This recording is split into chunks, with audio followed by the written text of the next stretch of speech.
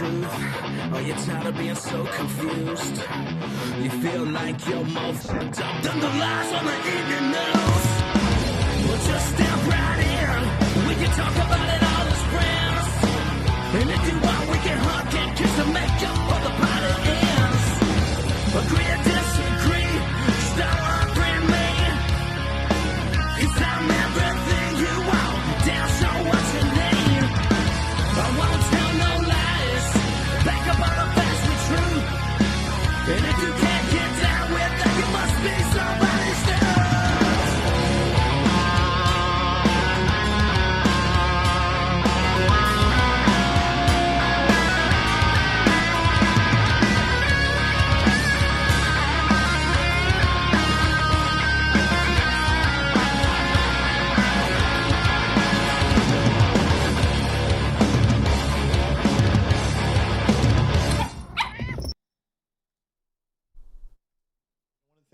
That I hear most often, that I always try to help people connect the dots, is what is past is prologue. And although Shakespeare, not my favorite, it's an interesting thing when you look at 1980 and the crack epidemic and what the United States government was involved in with the Contras. No kidding.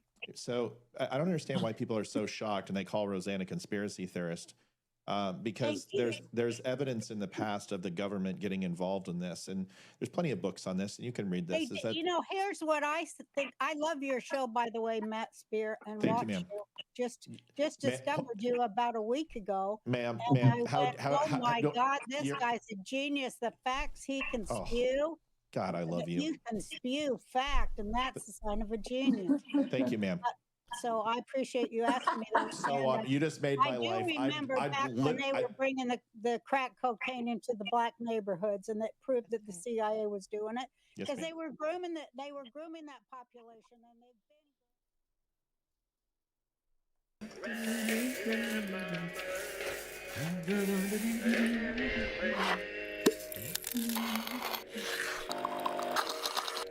Come on, man. Can you feel the pain? Into him now, about the new world. Ain't no track. Papa's got a brand new eye.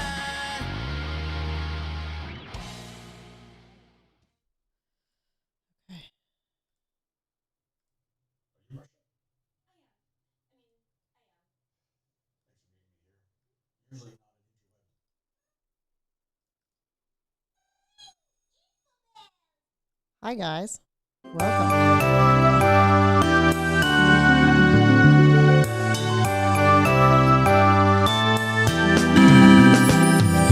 Happy birthday to you.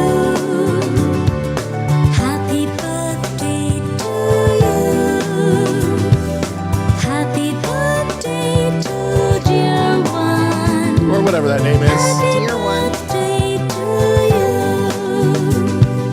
From good friends and true. Oh, there's more to the song. From old friends and new. Is this Vietnamese? May No idea. luck go with you. May good luck go with you. Sure. Happy birthday to you. And happiness too. That was shit. That was complete dog shit. We haven't been able to find a happy birthday song in this mofo. Adjusting transmitter output.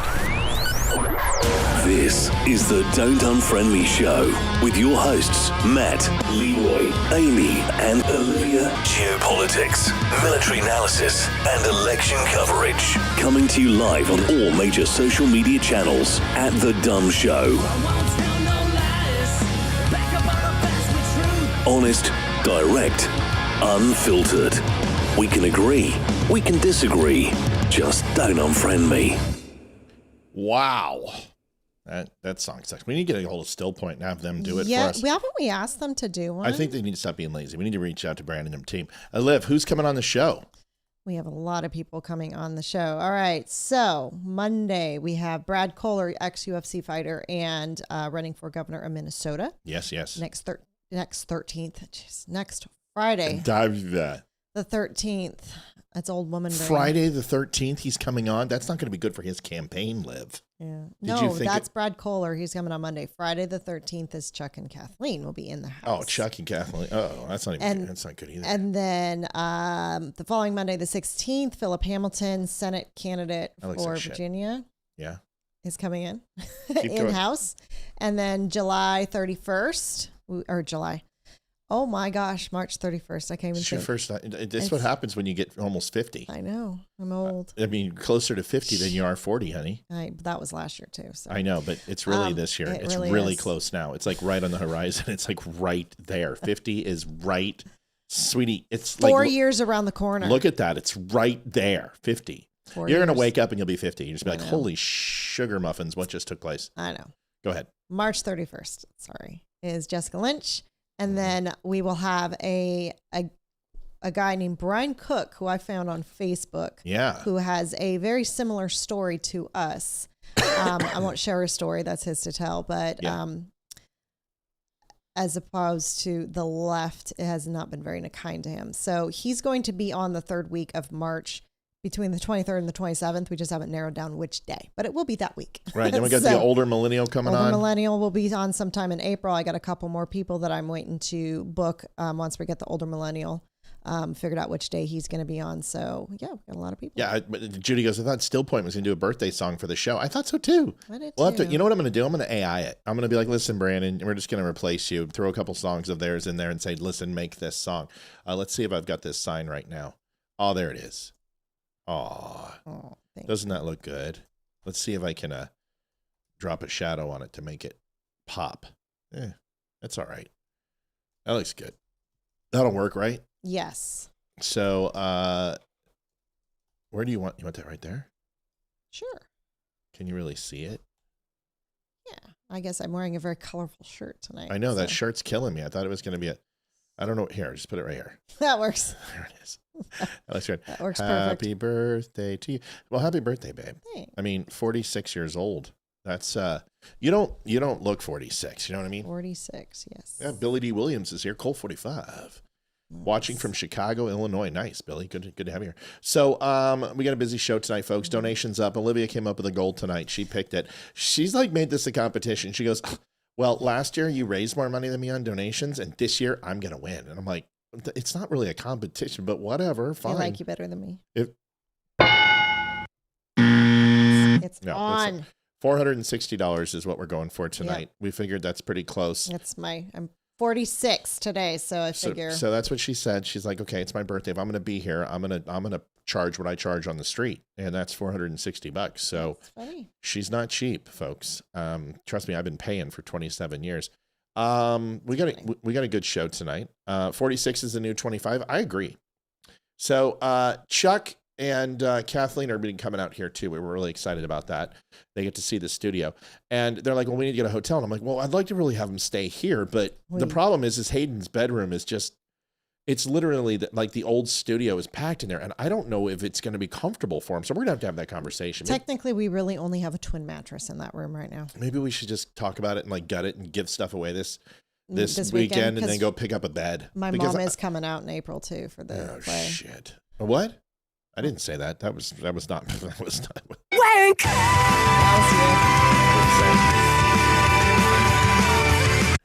I didn't say that. So anyway, we've got. Let's hope she's not watching. Sorry, Tammy. I was kidding. No, we love Tammy. She's amazing. So we'd like to have her. I'd like to get her on the show next time. Can we do that? Will she get on here?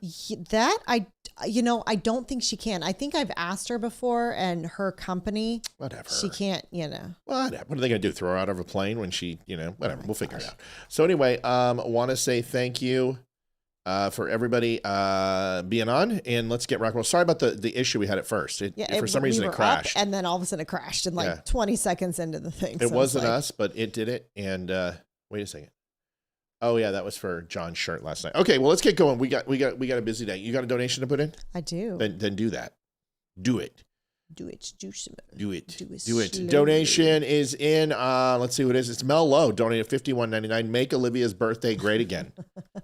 Well, that takes a big chunk out of it. You know what I mean? So 4:10 to go. Let's see what happens. But happy birthday, Olivia. We're doing a hotel room. Don't worry about us, but thank you. Shut up, Chuck. Don't tell me what to do. It's my house. Matt Hollandays, $51.99. Thanks, Matty. Appreciate it. $103.98. Don't tell me what to do, bro. I mean, you can stay one night at least, but we need to get that room done anyway. So we do. They probably want a hotel. Here's the thing: is like when you don't know people, you don't want to stay with them. So I think what will happen is like maybe the first night, then we can convince them to just stay here. We're pretty easy. I only walk around naked half the time, so it's fine. But I know what they're talking about. I don't want to stay in anybody's house that I don't know. You know what I mean? It's kind of weird. It is. It's weird. Oh, I got a birthday card from our Honda dealer. Oh, that's so sweet. So CJ sweet. Jenkins donated 2110. Happy birthday, Miss Olivia. Holy shit. Liv's getting them early. Let's get going. We got a busy show tonight. We got a lot to do. Yes. Steve-O. You guys know, remember Steve-O from Jackass? Yes. You know, he had some problems with drugs and more drugs and drugs and some alcohol drugs and then some more drugs. I think prostitutes was in there too. At some point. Got some gonorrhea and syphilis and some, I don't know if that's true, but he did some stuff. And you know, like when I think of intellectual prowess, Steve-O is not my guy.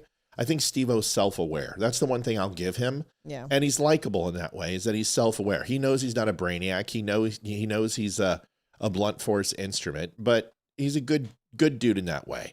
Yes. Well, anyway, he went on Joe Rogan, and I just want you to watch Joe Rogan here, and how he kind of dismantles these talking points really effectively, and you see Steve-O in real time change his mind. I just thought it was very interesting what the shit? Frank, check the donation. Oh, Frank, you did the wrong one, bud. Yeah, Frank, check the donation. Frank, you made a mistake. I think you made a mistake, buddy. Holy shit, Frank, you made a mistake. We need to refund. Like, we might need to stop the show and refund. Seriously, like, we need to stop the show. Yeah, Frank. If that's a mistake. Go check your account, Frank. Frank, you're lucky we're honest people. That's seriously a mistake. Mm-hmm. It has to be. There's no way you donated that. We will refund you right now. Just tell me how much you meant to give. I think you put another 0 in there and did not mean to do it. Unless if you did, and then, dude, I am literally going to have sex with you tonight. Twice. Like, Olivia's not getting any. It's going to be you and me, Frank. Like, I'm pitching and catching. Whatever you want. We can do a triple play. We can. Oh, my goodness. Do we need to call him? I don't know. I'm like, I know. I'm like, I've only seen that much money once, and it's when I had to give it to that guy who came on here and conned us for money. Who was... Yeah, I'm not going to say anything else. What are we doing? Frank, call us, please. Frank, call the show, Bubba. Oh, my God. It's got to be a mistake. It totally is a mistake. I know what it was supposed to be. I think he put the I think he did too. I think he put the... It's okay, Frank. Point. First of all, Frank, don't flip, because we got your back, Haas. Oh, wait, we got you. Here you go. If this is... It's a mistake. Yep. It's a mistake. Too fucking bad. It's ours, bitch. We're out of here. See you guys. Have a good night.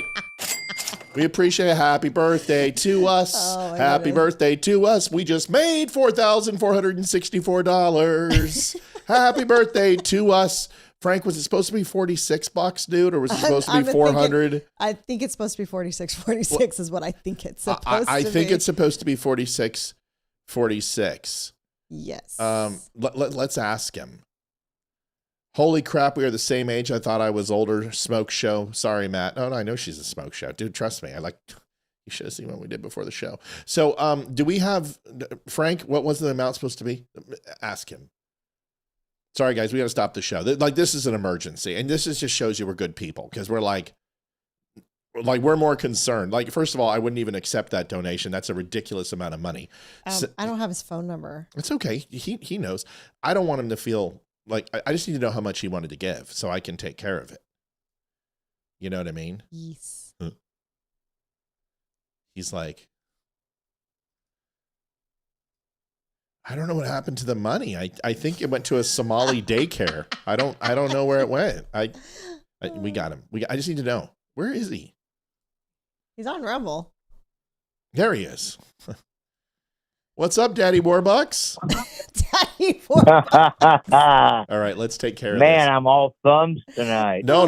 We like it. I was like, wait a sec. Whoa. Like, that is so not. This is a mistake. This is totally a mistake. How much do I owe Dude, you? if there was any way possible, I would do that in a heartbeat. Well, I'm sure you would, but I'm not going to let you.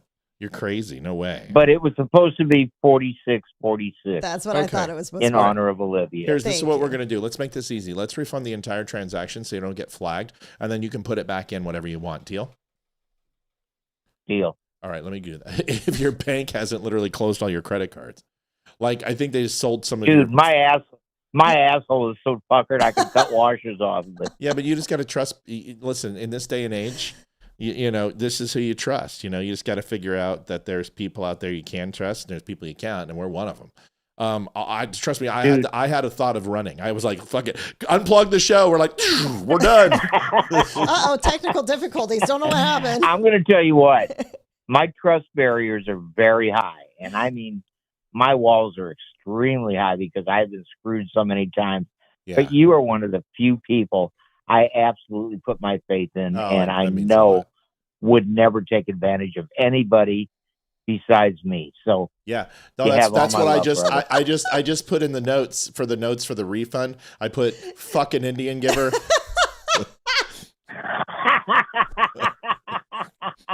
Fucking Indian giver. All right, so there we go. Invoice number. Hold on. Mistake amount for tax purpose. I want to make sure we don't get taxed on that. Okay, issue refund. And all right, Frank, it's coming back. Hold on. All right, buddy. Refunded. Just so people know, we're as good as our word. Here it is. You can see it on screen. Refund to Frank Wood. There it is. Okay. Everyone knows. I just wanted to make sure. All right, buddy. Try not to fuck up again. Okay. I'll do my best. All right, pal. We love you. See ya. Thanks, Frank. Love you. I can't imagine the fear, right? Like, oh my gosh. My heart would be going out of my chest. I'd be so scared. Yep. And I would just be like, because, you know, even though you trust people and we've known each other, you know, we don't know Frank. We just know him on the internet. But you would have to be fearful, right? You're just like, oh my God, I just gave them $5,000. What if they can't return it, or what? You know, I would be I'd be scared to death. I would feel horrible. So that actually feels really good to be able to be like, no, man, we got you. Don't worry. But when we saw it, I think we all knew. I was like, whoa, wait. My reaction was like, what? There's no reason for you guys not to donate now, because if Frank can give $5,000, I'm sure we can. Jeez, I saw it and I was like, does he want to sleep with you? Is that what because he can. I mean, that's fly her out tonight. All right. Yeah. Justin said, did you know Rumble calls donation tips so we don't get taxed on anything from Rumble? Yeah. What's that? I guess Rumble calls donations tips. Yeah, we've already, our accountant has already taken care of it. Olivia and I both get $50,000 completely tax-free this year because of the no tax on tips. We qualify. So it's a provision that Trump put in there that influencers, social media influencers get $25,000 per business partner. So it's really good news. It's going to help us because last year was one of the most successful years we've had, and it really means a lot. But taxes are it's like 40%. So that helps out tremendously and allows us to reinvest into the business and keep our monthly bills, because there's cost to this, folks. It's not the cheapest thing in the world. It's not cheap, but it is nice to know that we can at least write those off. That helps us out. And thank God for Donald Trump. And that's good because our taxes over the last 4 years have not been great. We've paid a lot out of pocket. So it's nice to be able to get something back. Well, we hope. We're knocking on wood. Let's get going. So,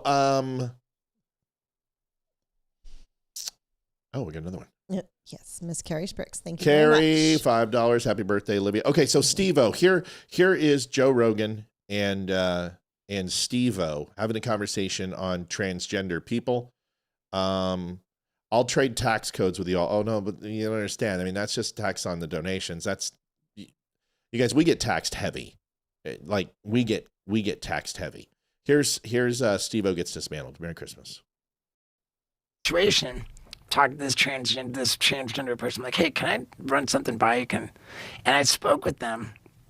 They described to me a level of oppression that genuinely fucking broke my heart. They said, hey, let me tell you, like, I am not allowed to use the bathroom at my own place of work. We've got like That's not true. They're just not allowed to use the bathroom. It doesn't align with their biological sex. Okay. But you got to realize they're not all, listen, I genuinely think there's people that feel like they are in the wrong biological sex. Sure. Right? But there's also people that are fucking perverts. And they have a thing called autogynephilia. And what that is they get a turn on by pretending to be a woman.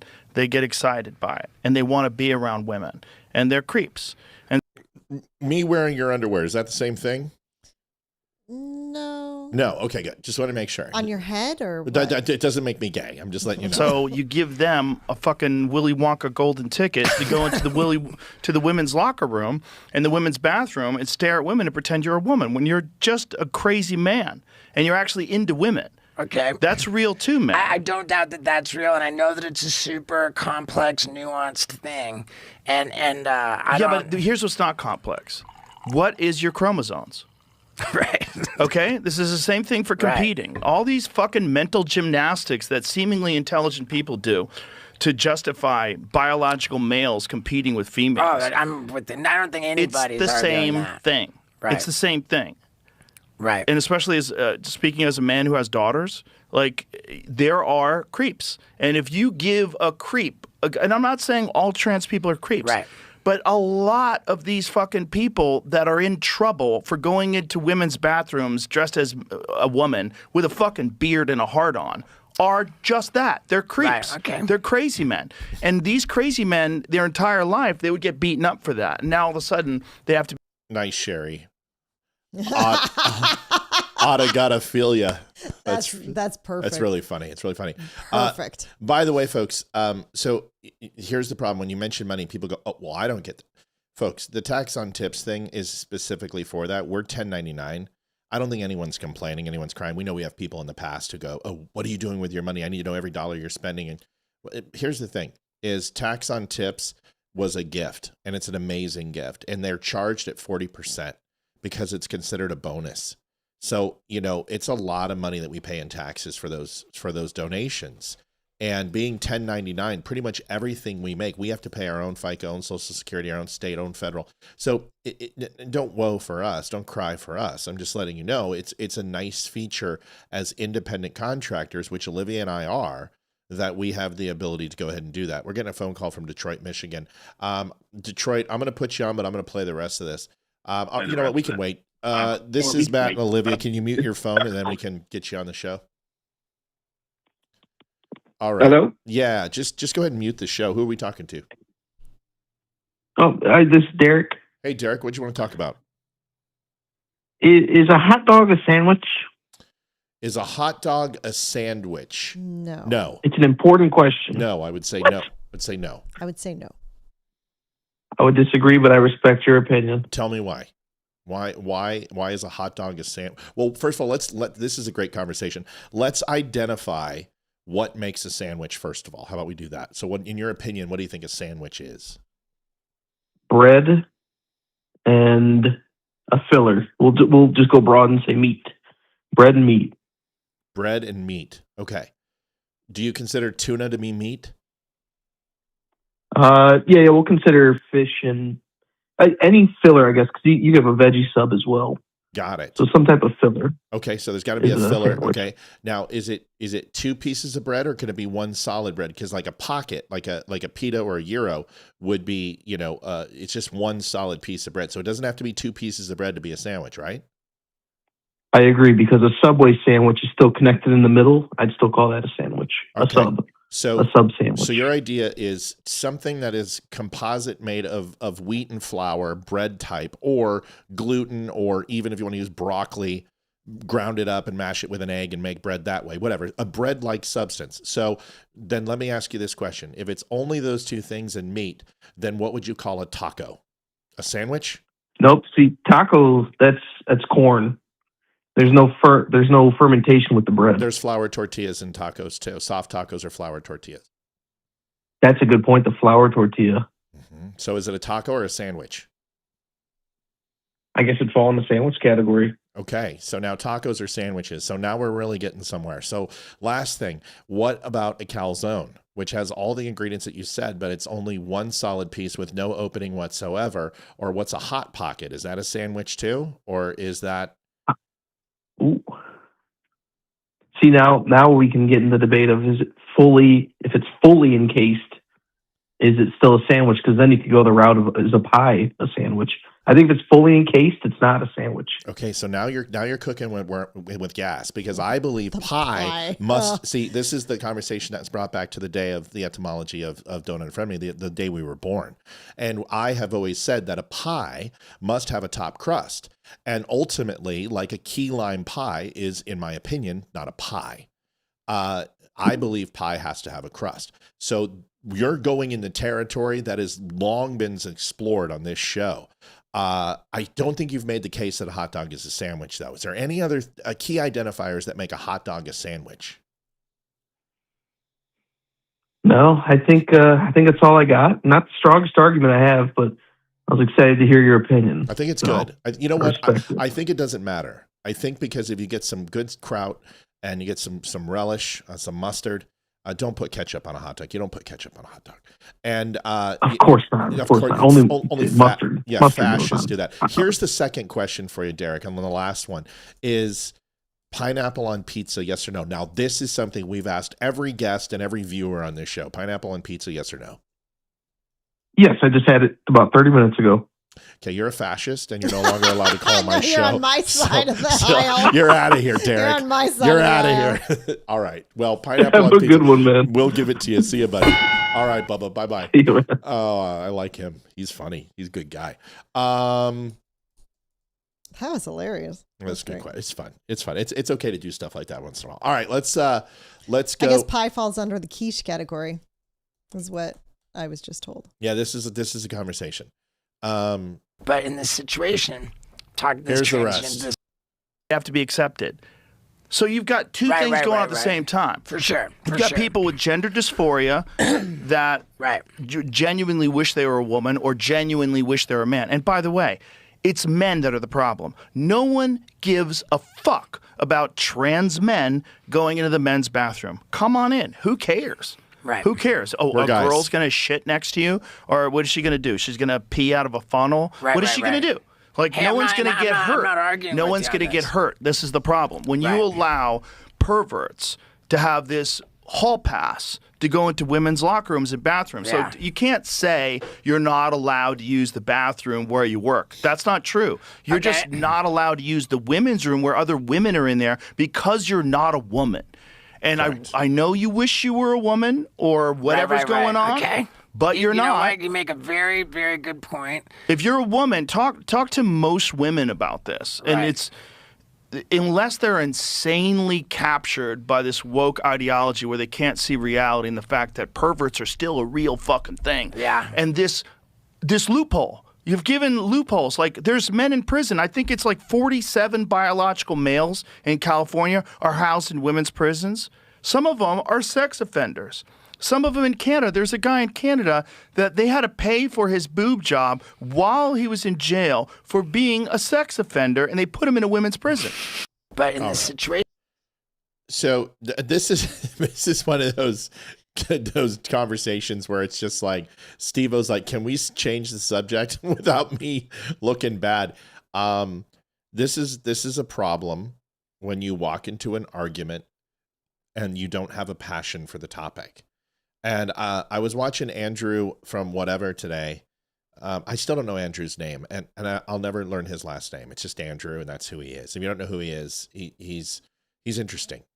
But he was making a point. He's like, 90% of the time you can have a debate with somebody and you can just smoke show them. You just crush them, you know? Wilson. They said his last name is Wilson. It's Andrew. So Andrew, 90%, I won't learn it. 90% unless he's on the show. And he does accept debates. I won't debate him. There's no reason for me to debate him. I will have a conversation with him, but I'm not going to debate the guy. I don't, formal debate is not my thing. I'd rather just talk to people. Now I can, but I have no desire to debate. Like right there, we're debating the sandwich. We're having a conversation. I'm very interested to find out, does this guy believe a hot dog is a sandwich? You have to have an inquisitive mind in a conversation. In debate, all you have to do is try to go ahead and have the other person not concede or understand your point. And that doesn't get me going. But anyway, I would say 90% of the people I could talk to, I'll win 90% of the time, but I could lose on one topic for 10% of the time. And if you wanted to talk about, ethical theory or ethical practices or morality, I'm not the guy you want to debate. But if you want to go ahead and talk about, Hindus out for a fun night of fasting, I'm going to get crushed.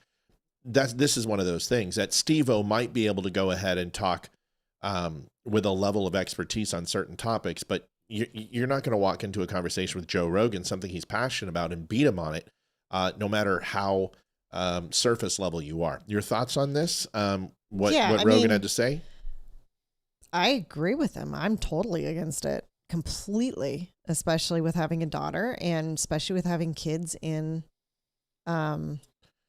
school. Yeah. And I don't want to, Hayden doesn't do any sports, but if she decides she's thinking about maybe doing cross country next year, I don't want her having to change with a guy in the locker room that thinks that they can compete with the girls. And to be completely honest, I know Joe Rogan was like, oh, I don't care if a biological female transgender male wants to use the men's bathroom, whatever. No, I care. I have a 12-year-old boy. I don't want a biological female going into the men's bathroom when my son is. Yeah, I'm not okay with that either. No, that's not okay. And like I already have I already have a proclivity to hold it whenever I am in public anyway, Yeah, like so, I don't like using public restrooms. Yeah, I don't want some chick listening to me, I'm completely against it on all sides. There is no, it's okay for one, but not for no. I'm completely against it on all sides. What's your signal noise when you're in the toilet? So when I'm in the John, mine's the sniff. So when somebody walks in and there's nobody else in there and somebody walks in, I want them to know I'm in the stall so they don't grab the door. I do this. And it echoes throughout the whole room and it lets them know I'm in here. What's your noise test? You got to do so. Everybody does that. Don't tell me you don't. But that must be a guy thing. It's come on, people. What's your notification? What's your notification sound to let somebody know that you're in the stall? It's got to be a guy thing. Do girls have a problem going the deuce? See, some of us do. Some guys do. Like when I was in school, there's some guys just drop chow and just start laying waste and taking the Browns to the Super Bowl. And I'm like, my God, dude, have some like give me a courtesy flush. Cough. See, some people say cough. It's when I was in school, it was embarrassing, but I don't care. I would rather just. I'm not going to walk around the store grocery shopping having to go to the bathroom the whole time. Chef lady says it right. She goes, pull some toilet paper. That's right. Yeah, you pull the roll, makes a sound. Nope. Wieners on tossed salad. What the shit? Clear my throat. Yep. See? Okay. So obviously some people don't. Somebody says wet fart. Okay. That's not what we're talking about. Matt, who do you think Trump will endorse? Don, we're not talking about that right now. I'll answer your question about Ken Paxton. Yeah. And I get where you're coming from with Steve-O and walking into a subject because there are times that there's stuff that comes up on the show. And I'm like, I have absolutely no idea. And I cannot put anything that's going to be. Yeah, no, I get it. I get it. I'm going to put nothing towards the conversation that has any value. So I just kind of shut up on those ends. So I totally get it.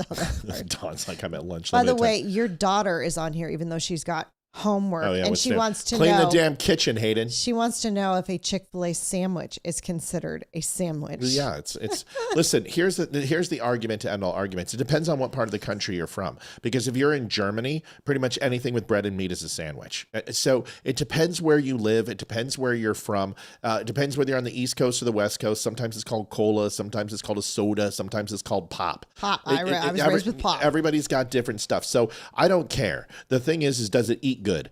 And does it build a good turd? Now, here's the thing. Next time you go to the people are like, I don't make noise when I'm in the stall. Do me a favor. The next time you walk into a bathroom, you'll hear a noise. Somebody will jingle a belt. You'll hear a cough. You'll hear a foot tap. You'll hear the toilet paper roll. Listen for it because it'll be there. Now you're like, oh my God, I know what Matt was talking about. The second thing is check yourself because you might do it subconsciously and see when somebody walks in, if you're like, or check yourself because you may not know that you do it, but you do. And it's a subconscious thing. Here's another question. Do they actually have toilet paper or 3 seashells in the men's bathroom? They should listen. I don't know what the 3 seashells are. Demolition, man. And here, I know what that is. So here's the thing: toilet paper goes up and over, not underneath. Anyone that puts it underneath is a fascist. It wasn't designed that way. If you look at the actual patent for toilet paper, it was designed to go over. The reason why is when you pull it, though, if it's a larger roll, smaller roller, it really doesn't matter. But if it's a brand new roll, it's going to go ahead and tear the ply, and you're going to get one sheet. And the only people who use one sheet are Hindus. So no. You put it over. We all agree over toilet paper, yes? Yes. Now, I've got an argument. Now that I nanny for children and of certain ages, the toilet paper come on. is a very entertaining toy. Putting it underneath where you can actually hide, they can't pull it. Those children are retarded. You teach them. It's like a gun. So, I don't keep a firearm in my house because the child will grab it and shoot it. Teach them. Beat them. No, don't be a fascist. It does not go underneath. That's just ridiculous. Oh my gosh. That's a little too far, Matt. A little too far. I don't want to know that. What? When wiping front to back or back to front. Oh, yeah. How I was like, what did I say? Here. I yelled occupied one time in the OBX, and this drunk guy, Guido, wannabe MMA fighter, literally pulled the door so hard they busted the lock off. I was sitting there taking a poo. He then, poo? Whatever.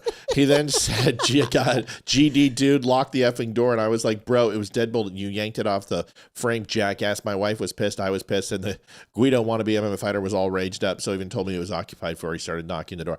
Listen, these are all great topics, but we need to move on. We've got busy stuff. We have serious stuff to do tonight. We can't be doing this shit anymore.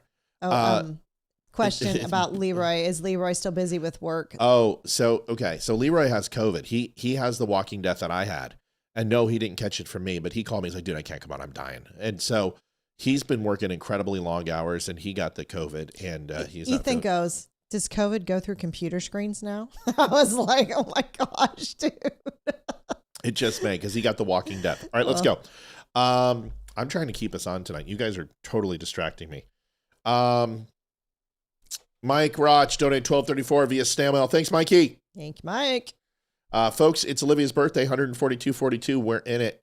Appreciate it. Remember, her birthday only comes once a year. And I don't know if you guys knew that. Here is a neo-Nazi. His name's Kenneth O'Keefe. I'm not a fan. First of all, if you have a teardrop tattoo on your eye, you're a douche plow. You're just a douche. He's Marine. I don't agree with his views. He's a neo-Nazi. Listen, the people who are like, I'm not a neo-Nazi. I'm not anti-Semitic. Dude, yes, you are. Okay. By definition, that is exactly. Do you believe that the Jews have a right to live? No. Okay. Okay. Then you are more of a neo-Nazi than you aren't. You're more of an anti-Semitic than you're not. Do you believe in the sovereignty of Israel? No. Zionists should all die. Okay. Then you are more than likely, at least a pseudo, maybe a Timu neo-Nazi. Do you believe that Hamas should push river to the sea? And do you believe in global intifada? Yes, I do. Okay. Well, then you are a neo-Nazi. This guy, listen to this argument, because this is literally one of the worst arguments I've ever heard in my life. Hamas doesn't recognize the right of Israel to exist. You know what that sounds like to me? That sounds like the African National Congress and Nelson Mandela refusing to accept apartheid and recognize apartheid.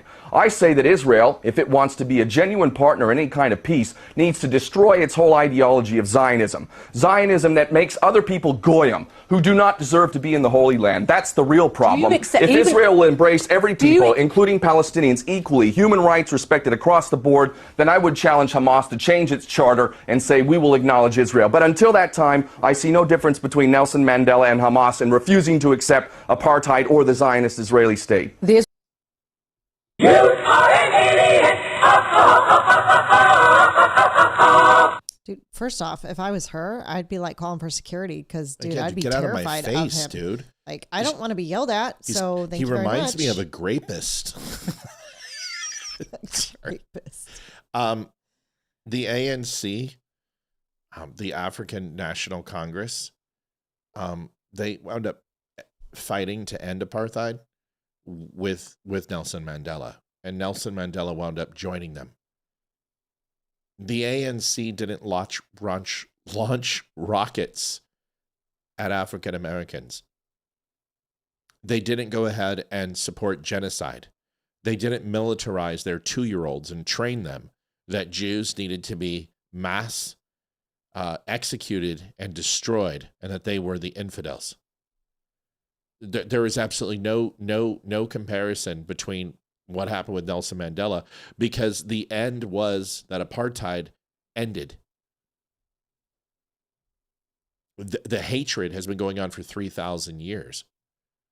Now, the Philistines and the Palestinians are not the same, but even so, 2,200 to 2,400 years, what is known as the modern-day Palestinians have been trying to eradicate ancient Judea and the Jews.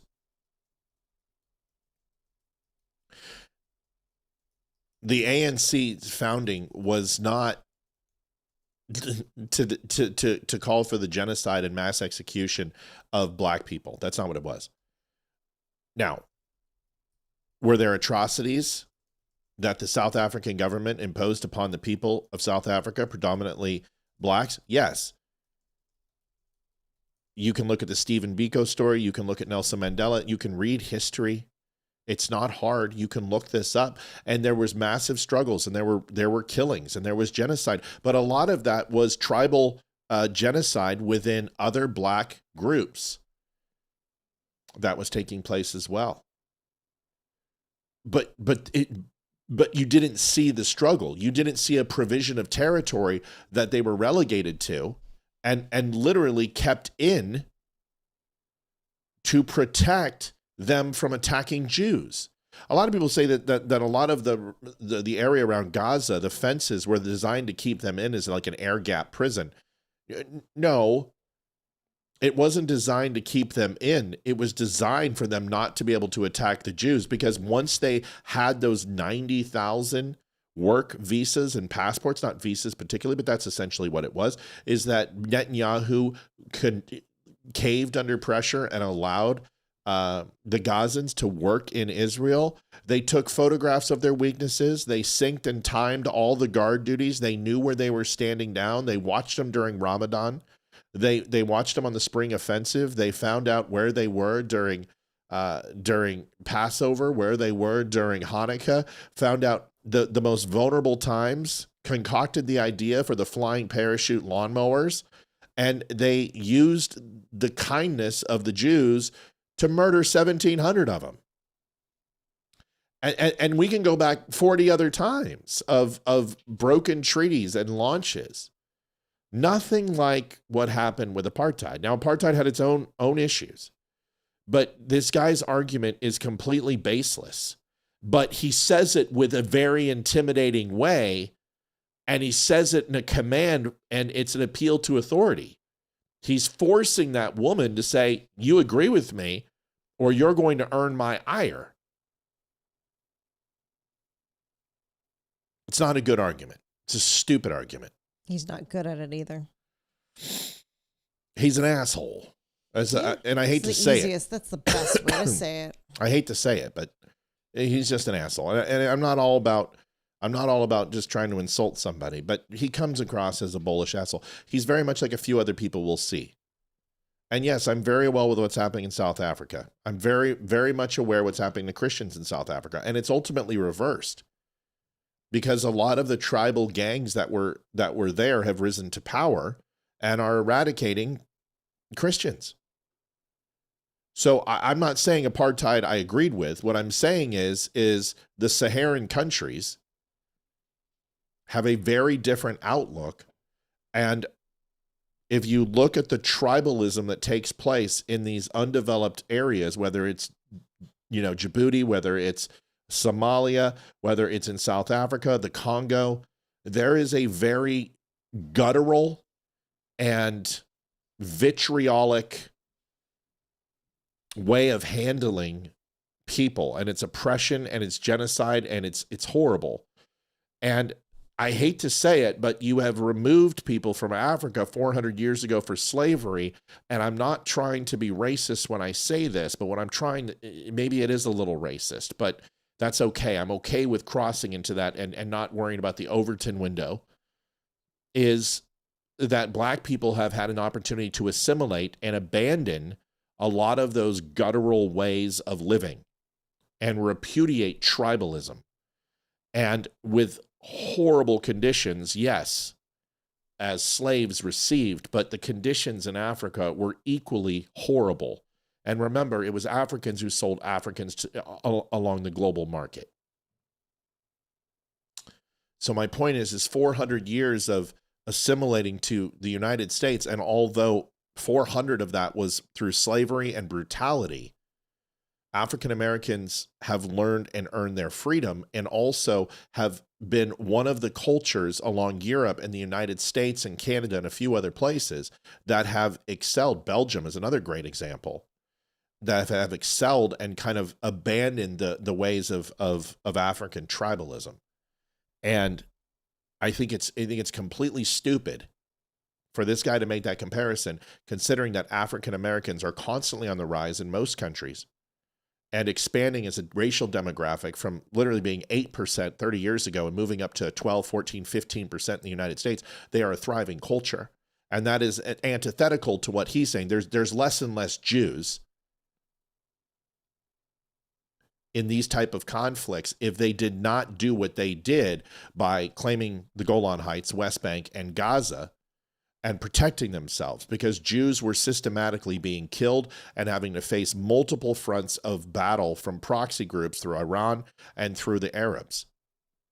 So to compare the two is an absolute, just an idiocy of an example. That's my point. Okay.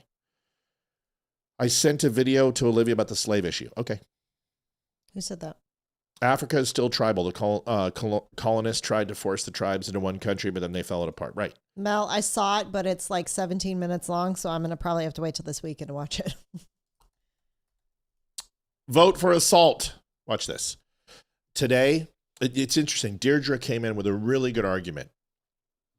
And she's like, Matt, some of these files that these congressmen struck down and didn't want to pass because the vote was ridiculous. It was like 357 to something else. I put it in the video. And what it was this slush fund. This fund that showed essentially that would $17 million was used to pay off sexually harassed or violated or abortions from congressmen. And it was a slush fund to basically have them sign NDAs and keep it hush hush. You heard about this? Yes, I have heard about it. So they voted on it today, and it was brought up, and they struck it down. I want you to listen to it. It's interesting. Here it is. 57 members of Congress just voted to block the release of their own sexual misconduct and harassment reports. 65 voted to release them. 357. These are the same people who lecture the country about ethics, accountability, and transparency. They'll drag CEOs into hearings, subpoena citizens, and demand we trust them with trillions of dollars and the future of the republic.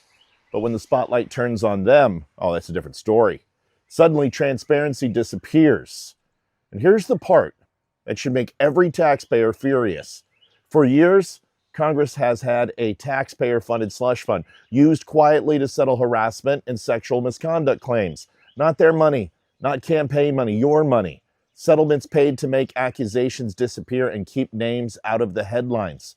Imagine running a company where employees commit misconduct and the victims get paid off with customer money while the executives vote to keep the records sealed. That's exactly what Congress just protected, what they just did. And the vote wasn't even close. This wasn't a tight call. This was overwhelming bipartisan agreement that the public should not see what's in those files. Apparently, the fastest way to unite Washington is threatening its secrets. So when politicians start lecturing the country about ethics and accountability, remember this vote. Don't forget it. 357 members of Congress decided the American people don't get to know.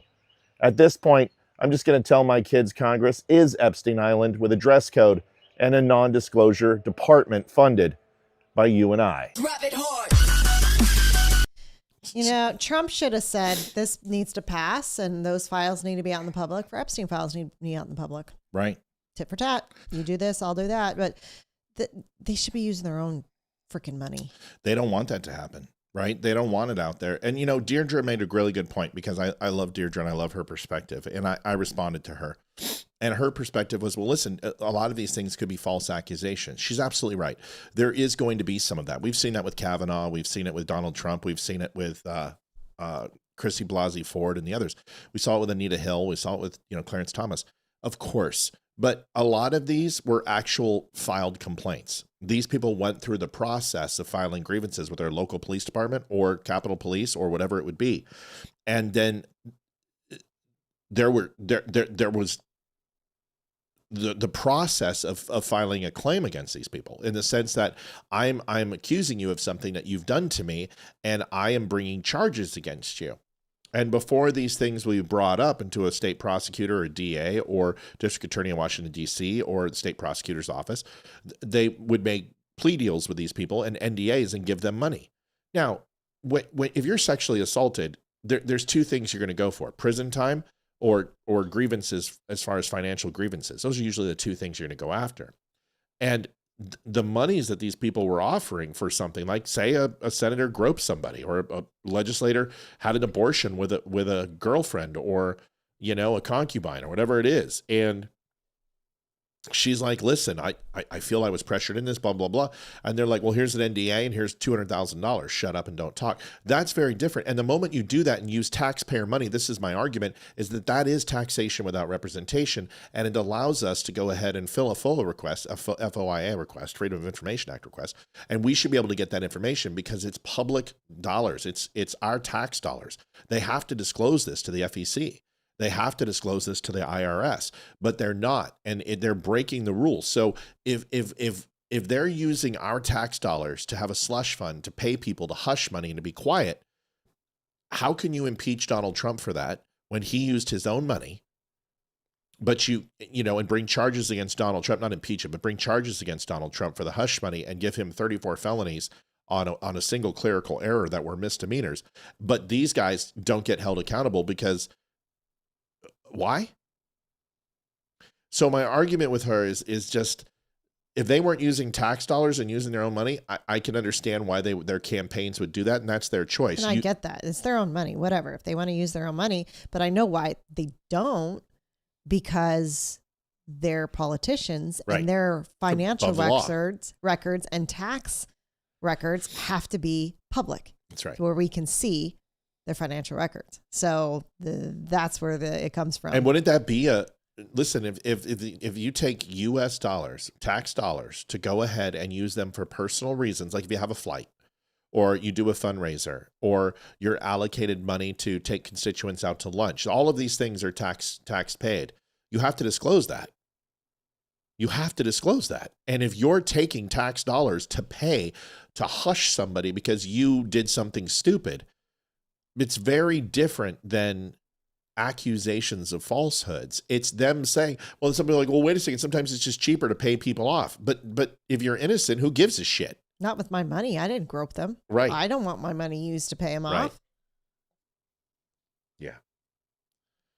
JD, it's not lost. I'm just waiting for Leroy. Robert says happy birthday to Olivia. So happy birthday. $25, everyone. JD Stillwell. Thank you, JD. 167.42. Rubio Iran breakdown. This is interesting. You found this video. Tell me. I did. I never thought that Rubio was a psychic. He can tell the future. It's almost like he watched the Don't Unfriend Me show in 2020. 15. This was 2015. I know. But this intelligence was something I've said about Iran, but this is eerie. Like, for those of you who watched the Iran show 4.5 years ago, that was like that 2.5 hour briefing on Iran, all their weapon systems, geopolitically where they were from, their intelligence apparatuses, their nuclear capabilities, was a full breakdown in Iran. This is scary. Like, and I didn't see this Rubio video, but it's not scary. It's known in the intel community, and Rubio's just really good at what he does. So I'll play this, then Olivia can comment. Already been said. I do want to be recorded for history's purposes before I know what was going to happen in regards to this if it goes through. Iran will immediately use the money that it's receiving in sanctions relief to begin to build up its conventional capabilities. It will establish the most dominant military power in the region outside of the United States, and it will raise the price of us operating in the region. They're going to build anti-access capabilities, rockets capable of destroying our aircraft carriers and ships, continue to build these swift boats that are able to come on us, these fast boats that are able to swarm our naval assets. And they'll make it harder and harder for U.S. troops to be in the region. They'll also work with other terrorist groups in the region to target American servicemen and women. And they may or may not deny that they're involved, but they will target us and raise the price of our presence in the Middle East until they hope to completely pull. Donald, I already covered that last night, and then I also know about the Documents of Freedom box that you need. I'm going to try to get that added for you. I got to see if we can make any more. And I already covered Iran and Israel when it comes to that bombing. When we get to some of these things up here, ask me again. Out of that region. They'll also continue to build long-range missiles, missiles capable of reaching the United States. Those are not affected by this deal, and they'll continue to build them as they've been doing. And then at some point in the near future, when the time is right, they will build a nuclear weapon. And they will do so because at that point they will know that they have become immune, that we will no longer be able to strike their nuclear program because the price of doing so will be too high. This is not just a work of imagination. It exists in the world today. It's called North Korea, where a lunatic possesses dozens of nuclear weapons and a long-range rocket that can already reach the United States. And we cannot do anything about it. An attack on North Korea today would result in an attack on Tokyo, or Seoul, or Guam, or Hawaii, or California. And so the world must now live with a lunatic in possession of nuclear weapons. And this is the goal Iran has as well, to reach a point where they become immune to any sort of credible military threat because the price of a military strike would be too high. And then they become an established nuclear weapons power. And never in the history of the world has such a regime ever possessed weapons so capable of destruction. Iran is led by a supreme leader who is a radical Shia cleric with an apocalyptic vision of the future. He is not a traditional geopolitical actor who makes decisions on the basis of borders or simply history or because of ambitions. He has an religious apocalyptic vision of the future, one that calls for triggering a conflict between the non-Muslim world and the Muslim world. Good night, Bobby. Love you. Night, Bobby. One that he feels especially obligated to trigger.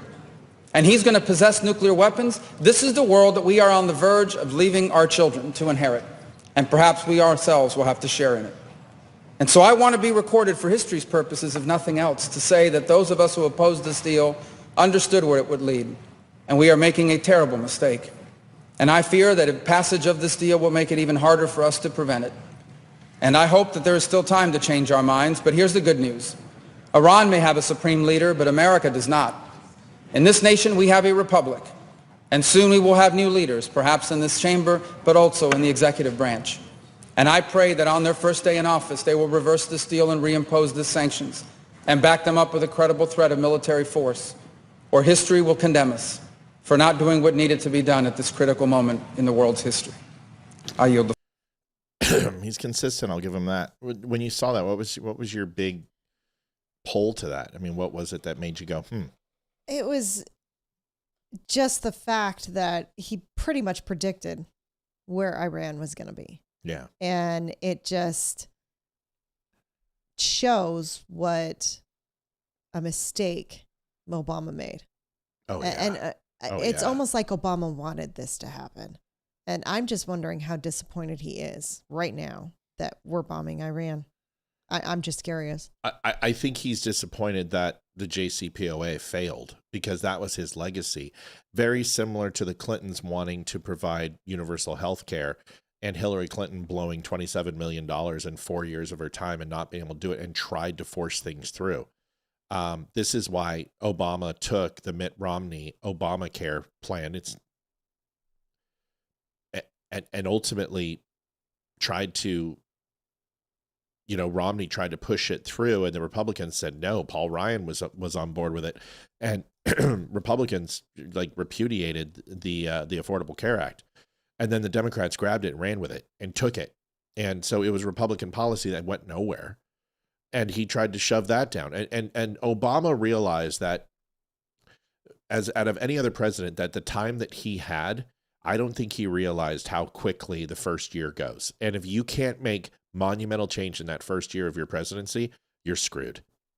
And so in his second term, he tried to force things down the pipe, and the JCPOA was one of them, which is the Iran nuclear deal. And, he continued to allow them to increase their yield and spin these reactors to continue to increase their overall production value to nuclear grade weapons game very, very close. And what they were saying is that once the JCPOA ends, or once certain these time frames that put just basically governors on Iran's production, they're going to flip a switch and they're going to have weapon grade uranium and plutonium, and they're going to be able to build a bomb. And that's why Donald Trump got out of it so quickly.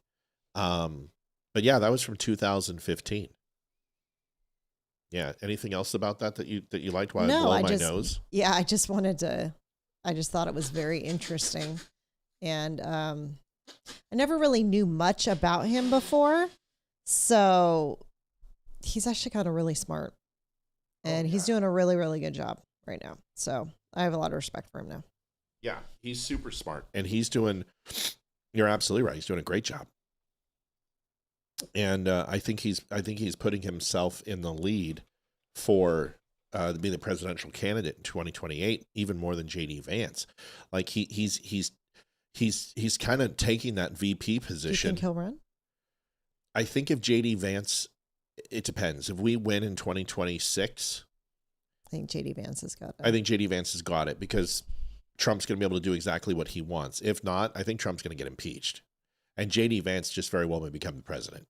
I think he'll become impeached and removed with 100%, because Democrats will see that as a mandate to remove Trump from office if they win the House and the Senate. And they have to look at it that way because that's what it would be. If they win the House and the Senate, it's a mandate for them to impeach and remove Trump.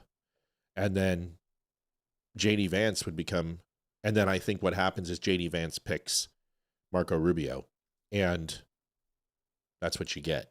Temporary interim would become the Speaker of the House. Speaker of the House, and then, which would be Hakeem Jeffries, but that's temporary. And they would have to confirm another vice president, which would be done in the Senate and the House, and then they would go ahead and assign Marco Rubio, probably be the pick. But then you see a JD Vance and a Marco Rubio ticket. Isn't that interesting? Yeah. Now, I have a question for you. If that were to actually happen and JD Vance were to become president, would that be considered his first term? No. Or he can run and actually be president for 9 or 10 years? That's a good question. So it depends upon the time frame. If it's within the first 2 years, it would be considered a full term. If it was after the 2-year mark, it would not be considered a full term. It's a great question. It's a great question. And I haven't heard that question since college. Good question, Liv. Excellent question. That's the type of shit that I'm talking about. That's a great question. I think my answer is correct. If I pulled that out of my ass properly, I believe did you give a little sniff first? Make sure there's no one in the next I can't stall. smell anything anyway. My fucking nose. Yeah, John says 2 terms, 10 years, I think is what he's saying. Okay. Yeah, I believe it's once you're past that 50% threshold, it would consider to not to be a full term. And that would make sense. But I'd have to specifically read the Constitution. But if the vice president takes over and then is elected, I believe that's how it works. I'm almost positive. Yeah. Just go with that because it sounds really good. And I'm almost positive I'm 99% sure that's what it is. Yeah. Good one, Livy. Numbers don't lie, folks. And this is where, listen, I made a video today on lying. Did you guys watch it? Did everyone see it? I didn't see it, unfortunately. If impeachment happens, he can't hold public office again. If he's impeached and convicted, he won't be able to hold office. If Donald Trump is removed from presidency and convicted, he will not. So how do they okay, Senate. I understand the whole House puts articles of impeachment. House basically holds an overall hearing, so to speak. They then vote. That impeachment is an indictment. It's not guilty. It's showing that there's enough evidence to move forward with a trial. Does that make sense? Yes. It then goes to the Senate. The Senate holds a trial, and then they can go ahead and decide the punishment. Then the Department of Justice would come in and execute any type of sentencing that would take place. So they would probably appoint a special counsel to come in and assign punishment towards what it would be. If it was, let's say they get him for war crimes. Well, they would have a special counsel assigned by the Democrats, by the House, Senate majority leader would come in and console the minority leader.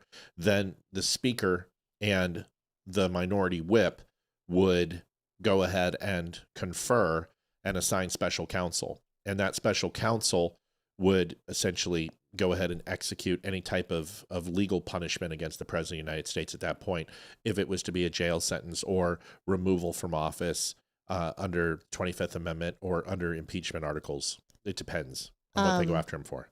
So yes, John says it right. The House is essentially the grand jury and the Senate is the trial. That is absolutely correct. So Senate needs 67 votes for impeachment? No, impeachment is done by the House? No, by Senate. Okay. First of all, 2/3 majority for impeachment is not required. I believe it's a 50+1 majority when it comes to the House. So it's a 50%, 50+1 vote for impeachment. Yeah, articles of impeachment. I don't think it's a 2/3. Let me just make sure.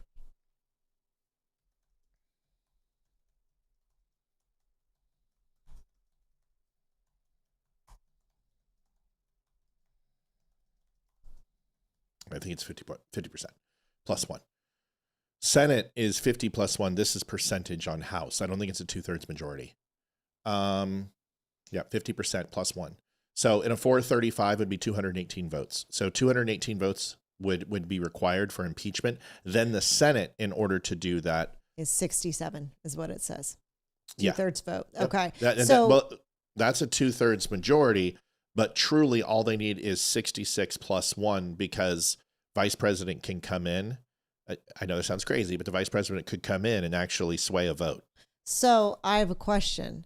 Even if the Democrats were to win the Senate in this fall, would they have enough for 67 votes? Are they actually going to swing 19 seats? Here's the problem. That's a really good question. So to swing 19 seats is not going to take place. But if they nuke the filibuster and they go ahead and change the rules of the provision on the Senate floor, they don't need those votes. Got it. And a 2/3 majority in the Senate is 67. It's not a simple majority. Simple majority in the House, and then a 2/3 vote in the Senate. Got it. But here's the problem. If they take over, they're probably going to have a 52 to 57 majority. That means 10 senators. Can they find 10 Republicans to jump ship? They'll be able to find 10 senators. If it gets to that point, these Republicans will want to save face. If it gets to impeachment proceedings, if it gets to 2026, they give them the House and the Senate. They know America is against the Republicans. They also know their reelection prospects are pretty much low and simple, that they're going to get primaried unless they jump on board with removing Trump. And at that point, does it matter? Trump's going to be gone. Does it matter? Because they're going to impeach him until they get him. For 2 years, he's not going to be able to do anything. And there are enough rhinos in there to jump him. I mean, you've got Lisa Murkowski, you've got Cornyn, you've got Mitch McConnell. You can just go on and on and on. Or Mitch McConnell's staff. Right. Because Mitch McConnell's not there anymore. But see, folks, I understand. You're like, I don't believe. But Carson makes a good point. He says, I don't believe the Democrats would like the after effects of another unjustified impeachment. Here's the thing, though, is that every impeachment that's happened, whether it's Richard Nixon, Bill Clinton, or Donald Trump twice, each one of them, their popularity rating has went up by 10. Donald Trump went up by 10 points in both impeachment proceedings. So usually the American public doesn't like it. But here's where we have a problem, Carson. If in 2026 they give the Democrats the House and the Senate, they know absolutely full well that the Democrats are going to impeach Trump. They know that. And America is giving them a mandate to do so. If they give them a majority in the House and the Senate, they want him impeached. They want him gone. So this is where y'all need to just kind of breathe a little bit, because I think this works against the Democrats, because I think America knows. I don't think they're going to give him both chambers of Congress. I think America's not that stupid. I think they're going to take the House away from Trump, but they're going to give him the Senate. They don't want him impeached. They don't want him removed. They want him limited. They want him rung in. So they're going to make him a lame duck president. That's probably what's going to happen. America's not stupid. They're very good at this. They did this with Obama. They've done this with every president. Only 2 times has the incumbent won the House and the Senate. It doesn't happen. America doesn't allow it to happen. They're very good at that. You may think America's stupid, but they're not. So let's watch this, and this will give you some hope. Okay, hope against hope. Just watch this. Watch this. Love Donald Trump more than any president's own party supporters loved him at this particular point. Just take a look here. Okay, own party supporters, 21st century presidents, own party approval about. Well, that's not true, Melanie. To say the majority of Americans don't feel the way I do, sure they did. They grew up with Nixon. Okay, they grew up with Bill Clinton. I think America understands at least impeachment from what it means.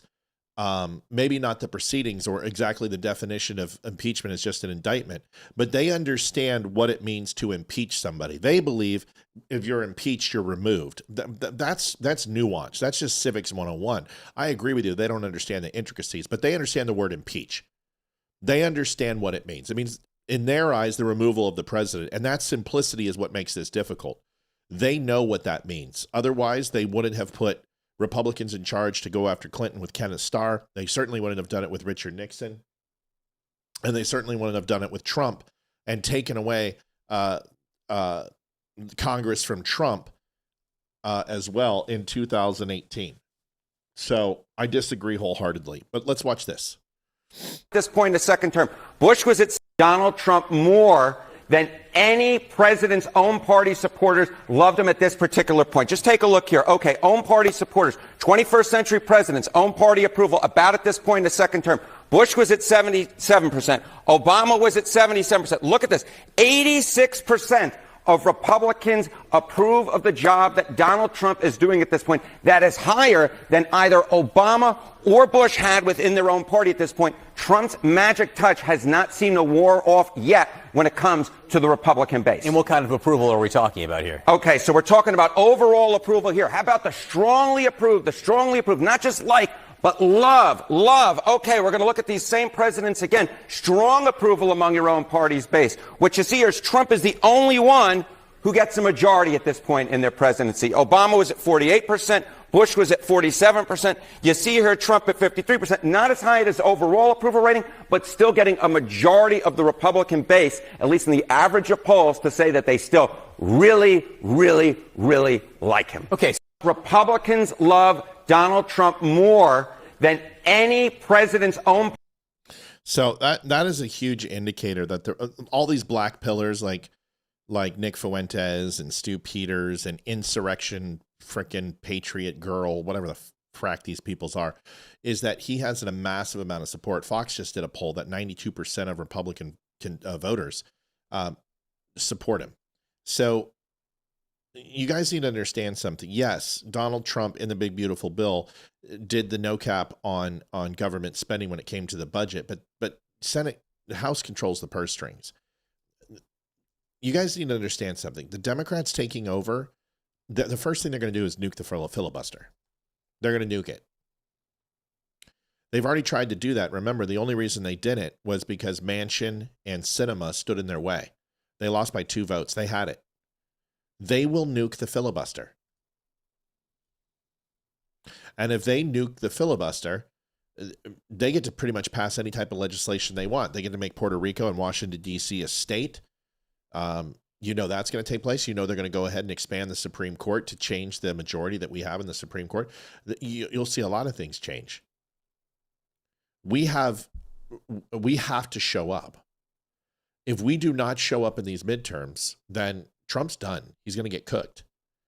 Now, I made a video earlier about truth and lies, and I told you guys that sometimes you hear things that you don't want to hear, and I could lie to you, or I could just be honest with you and tell you that the last 5 years, I've nailed this. I've nailed this. So you got to trust me on this. Or you don't. I don't care, actually. I really don't care if you trust me or not. You're either going to come back and be like, wow, Matt, or you're going to hold me accountable for me being honest with you. And either one, I don't care. As long as that in the end, you know that I told you so. So you got to understand is that the Democrats are running on getting Trump, and the language is going to increase. And you're going to hear people say that this war was unconstitutional. And they're going to come after him for something. It doesn't matter what they come after him. They will come up with something. That's the point. And that's what they're running on. Have you heard any ideas from the Democrats about their policy? No. No. They're running on "We hate Trump," we like they have for the last 10 years. We hate Trump. We hate That's Trump. all they've run off of is "We hate Trump," and they're what the difference is this year, and there was in the previous years, is more Democrats jumped ship and came over to Republican and voted for Donald Trump than ever. Yeah. Than they did in 2016 and 2024, even with the unconstitutional election. 2020. That's what I meant. Is the Democrats? Well, no, they weren't more in 2020, but Yeah. well, they were. It was unconstitutional with the frickin' mail-in ballots. Right. Yeah. So the Democrats are so stuck up their own posteriors thinking that they're holier than thou and that Donald Trump, orange man, bad, and that their constituents are going to follow that when they say orange man bad, listen to me, vote for me, don't vote for them. Because I'll get orange man and I'll kick him out. They're not realizing that they've lost a bunch of their constituents because of their actions and what they've been saying over the last 10 years. Yeah. And they don't get it.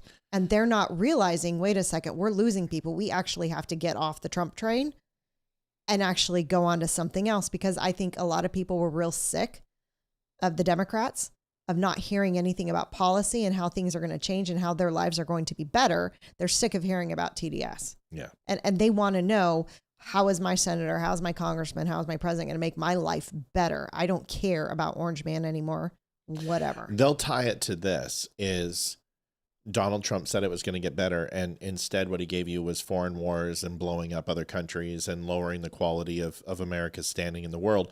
And we're going to give you the affordability you're looking for, but you have to remove Trump. You have to give us the power to do so. So they're going to make an emotional plea to the American people. And the question is, will it work? And here's the thing. I'll tell you where it won't work. If taxes come back as positive as they're supposed to, if we continue to see, yes, oil prices go up a little bit, but right before frickin' election time, he drops them, which is really what's going to happen because they always go down around the winter during election time. So he's counting on that. He's smart. He understands. Hit Iran now, and it will come back down by winter right before voting time, and that's going to make America feel good. It always happens, especially during midterms. It always drops. Then you got to consider the overall economy, prices on housing, the Fed continuing to drop, the stock market staying strong. If these things happen, here's the thing you guys need to understand, and I'm just going to put this real bluntly. This is phase 4. Well, this is phase 5. Phase 5 is this. Is Kyrgyz Island, is the United States will take it. They have to be justified to take it. And if Iran keeps striking these targets, they're going to take Kyrgyz Island.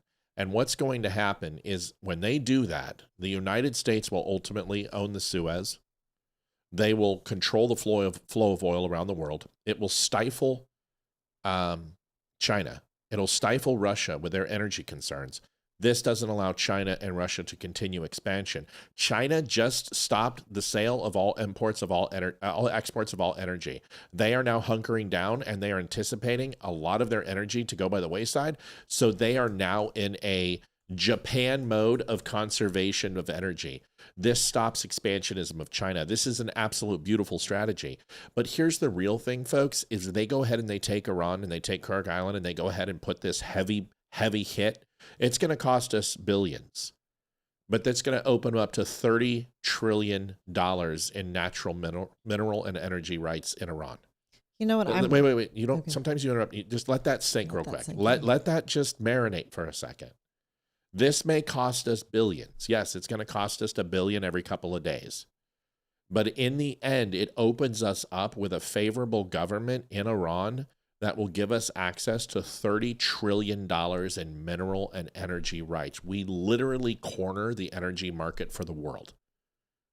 This is a geopolitical move. This is what China's been trying to do, and the United States is just going to do it. It's really important for you guys to understand what Donald Trump's long game here is. They're down 20% right now. If we take Kyrgyz Island, Kyrg or Kirk, depending on how you want to say it, if we take it, it's not just that China's down 20%. China will never recover that unless they negotiate with the United States. And what do you think we're going to negotiate with them, Liv? What are we going to say? China, you want this energy. What did they have to do? They have to give us Taiwan, maybe? Nope. No? They can't give us Taiwan. Well, yeah. They don't have the authority to give us what they don't have. But there's something more important than this. What is the one thing that China owns more than any other country in the world of the United States? Our what? Technology? Nope. No. They steal our IP, but not that. No. I don't know. Our debt.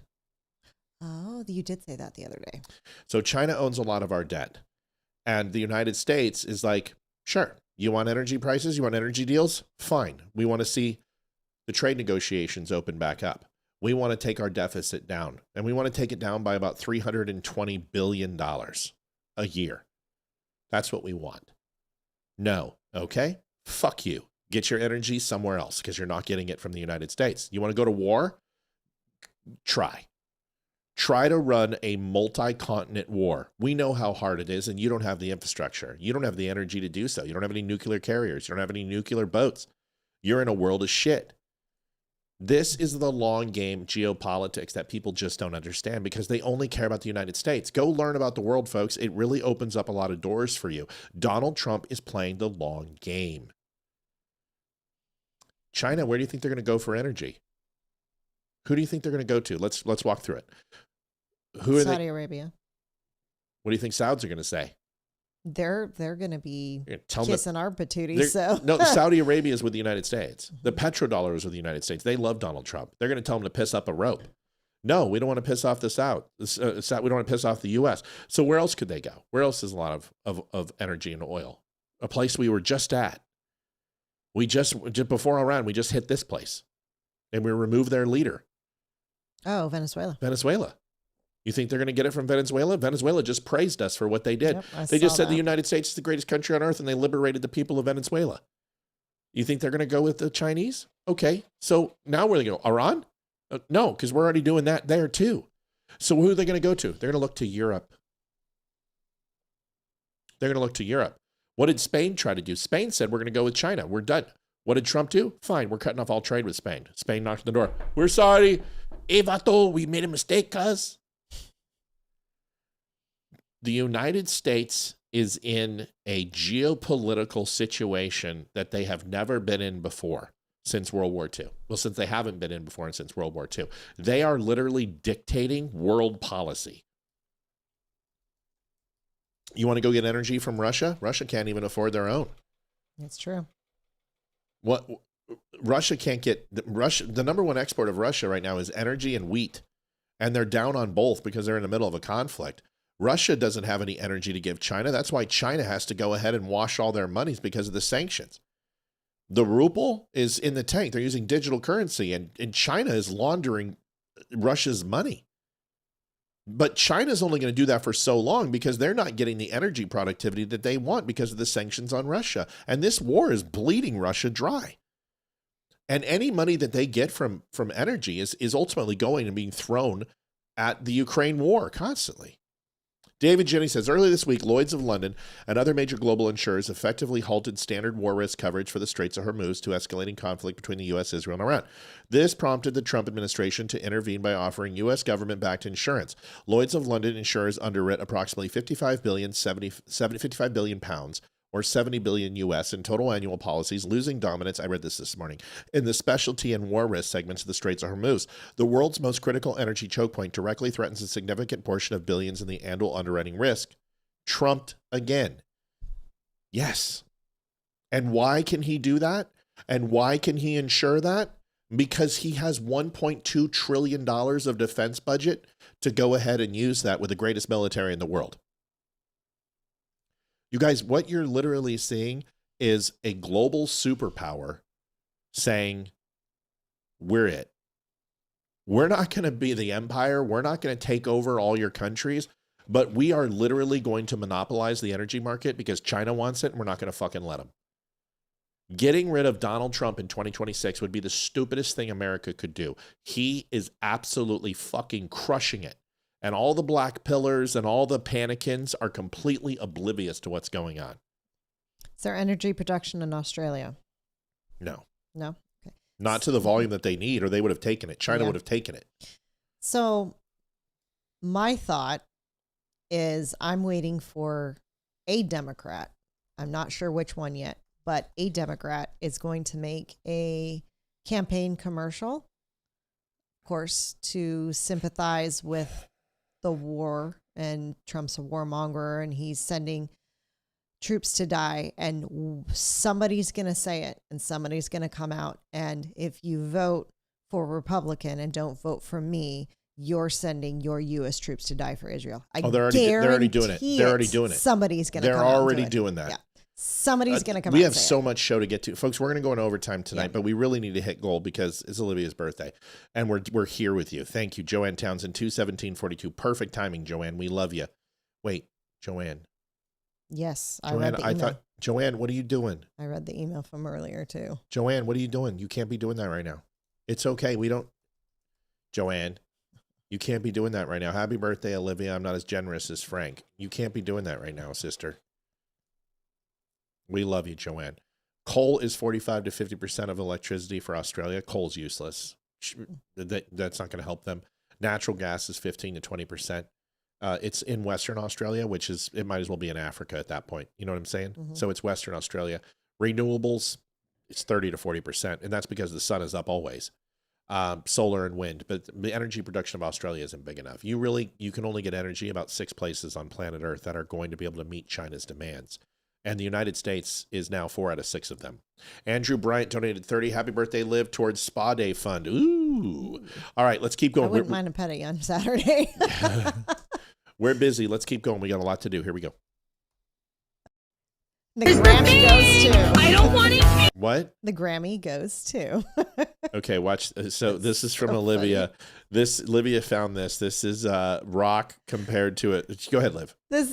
We've watched him a few times, and he takes the liberal melting videos down and he puts them to death metal music, and it's freaking hilarious. And this is his latest one. I think he's funny.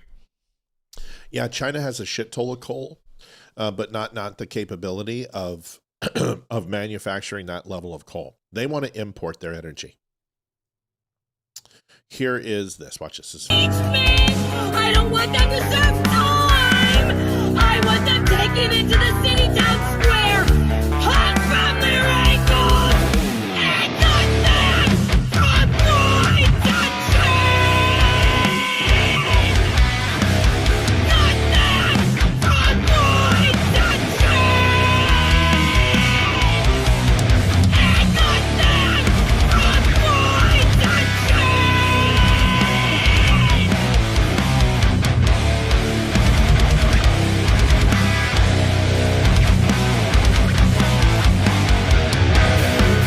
Here's the thing, I don't want impeachment.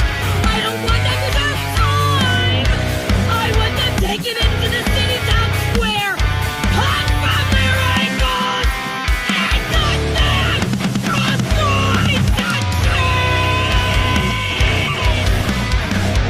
Not them from my country. And not them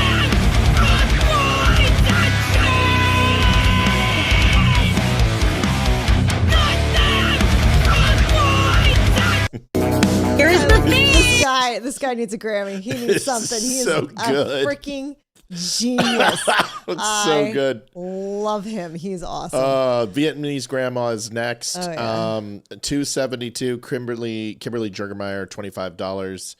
Thank you so much. You need to sing this, I guess. Happy birthday to you. Happy birthday to you. Happy birthday, dear Olivia. Happy birthday to you. Yes, we got it. Thank you so much. We love you. Hi, Deirdre. I talked about you earlier. Great comment on Facebook today. I answered you. I don't know if you saw it. You made some really good points.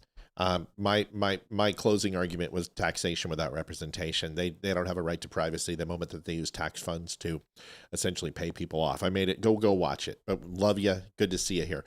Vietnamese grandma. This is funny. Oh, really? Well, why? What do you think about Donald Trump? I love Donald Trump.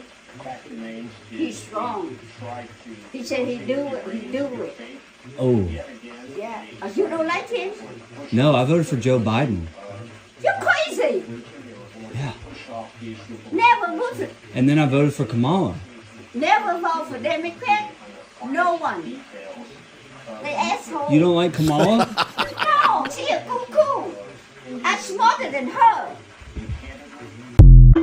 They hustle. They hustle. Love it. Vietnamese grandmas. Trump on the IRGC. Oh, donation time comes in. Gregory Harrison, 1111. Thank you, Gregory. Happy birthday, Olivia, and God bless. Pineapple on that pizza tonight. Thank you. Wank! It's my birthday. You got spaghetti and salad. I did. It was good. Mm-hmm. Every year growing up, my mom was like, "What meal do you want?" I always chose spaghetti, zucchini, and banana slices. Don't ask me where the banana comes from. Yeah, you didn't get banana slices. Maybe later. But no, I don't want slices. I want the whole banana.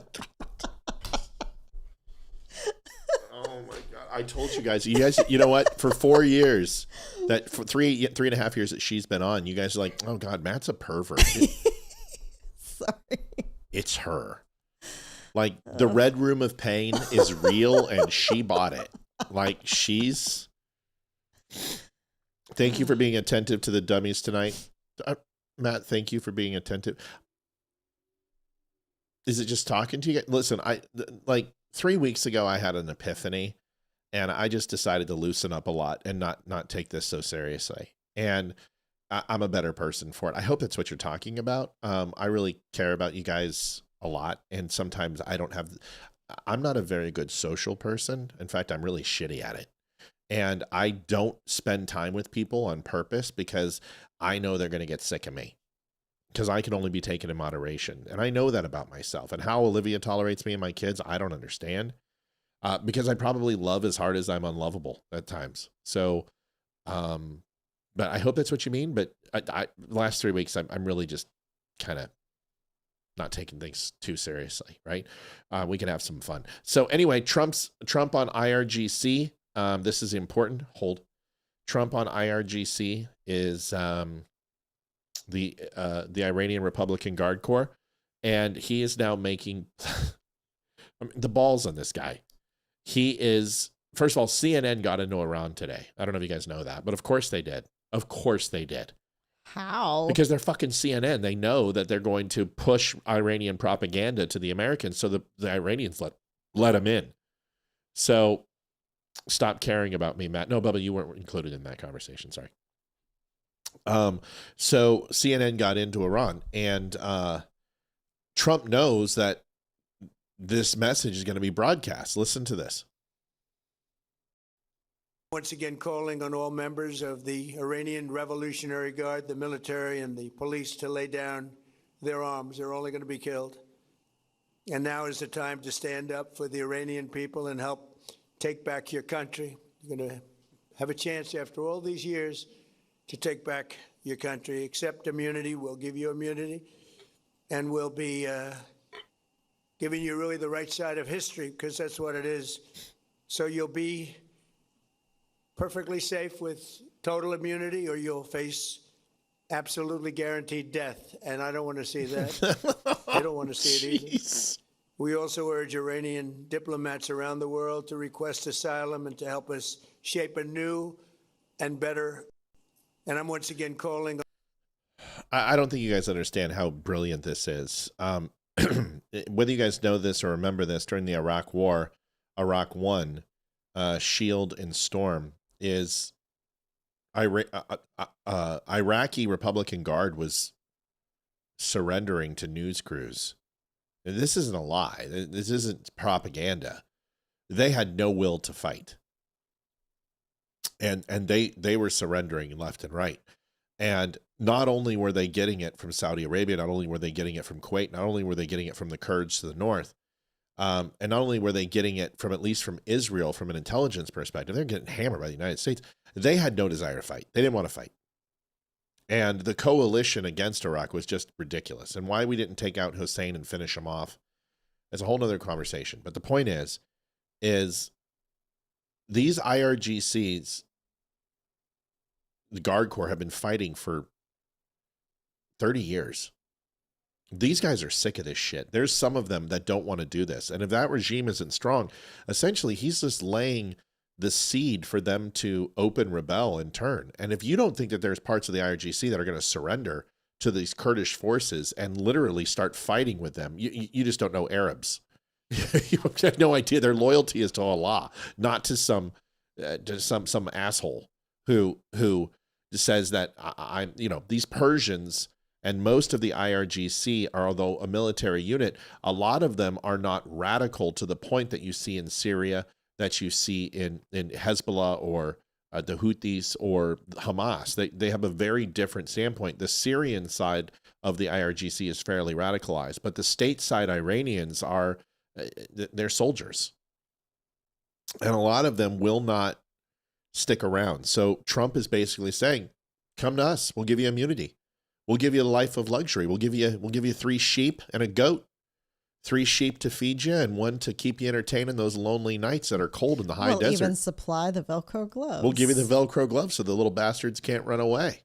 Folks, 283.53. Olivia has a goal tonight of 460 for 46 years of life. It's her birthday. If you have not had a chance, maybe you can go on over to thedumbshow.com. You can pick up some coffee, some shirts, some hats. We have some great stuff over there. Everything you see on the show is for sale as far as shirts, hats, coffee, books, etc. Go take a look. I promise you will not be disappointed. The shirts that we have, I've got shirts that are 5 years old. I wore one last night. My first shirt I ever designed was a Joe Biden shirt. It's still in perfect condition. Coffee is ridiculous. 5-star rated. Some of the best coffee you could possibly buy. Go take a look. Go take a listen. You're going to give yourself grocery store prices on high quality veteran made coffee. It's ridiculously good. And it is freshly roasted 3 days before you get it. He does it to order and ships it to you. And trust me when I say this, when you get the box, you'll understand. It will smell the whole room full of coffee. Once you crack it open and brew it, you'll understand where the money goes. Go take a look. According to our children, I'm turning 64 today, Whatever. which they said that very loudly in Sweet Frog. Happy 64th birthday, Mom, in the Sweet Frog. And I'm like, you don't look it. You don't look it. Go pop it. $25, Debbie Boggs. 25. Thank you, Debbie. 308.53. We're getting closer. Here is Spanberger in Virginia. Folks, this is no joke. Nick Freitas, I got to find a way to get with Nick because he's absolutely pushing this, and I need to keep pushing this. If you are in Virginia, you absolutely have to vote no. You've got till April 21st. You must vote. The redistricting is on the ballot, and it is an emergency ballot done by the Supreme Court of Virginia saying that it is legal for Democrats to redistrict our lines. They are going to take 9 House seats from us, and they're going to give us 1. That representation should be closer to a 7-5 split or a 6-4 split.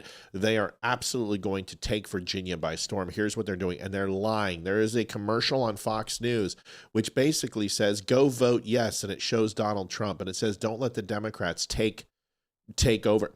They're sending out false commercials. This is literally against election law. They're still doing this. Here's what you're seeing now. Watch this. I'm Governor Abigail Spanberger, and I'm voting yes on Virginia's redistricting amendment. Here's why. I supported the formation of Virginia's bipartisan redistricting commission in 2020, and that support has not changed. What has changed is what we're seeing in states across the country, and a president who says that he's, quote, entitled to more Republican seats before this year's midterms. That's a direct quote, entitled. And Virginia has the opportunity to take action in response. And our approach is different. First, it's temporary. Second, it's directly in response to what other states decide to do. Third, and most importantly for me, it preserves Virginia's fair redistricting process into the future. At this extraordinary moment, I urge all Virginians to join me in voting yes by April 21st. Lying bitch! Liar! You guys, listen, I understand that we sometimes get, up and down and left and right and all around, and, you get emotional, and some of it's kabuki theater. This bitch is just lying through her fucking teeth. It is just... I've seen the maps. She's our governor. I've seen the maps, folks. These maps are absolutely horrendous, and it's already blue. It's deep blue as it can possibly be. It's not going to get any better. Yeah, we need to do something.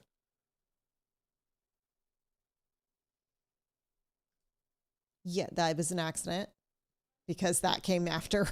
So I think so we got to go refund that one too. Yes. Guys, what is up with the sticky fingers here, man? $1,400. All right, Catherine, you love us.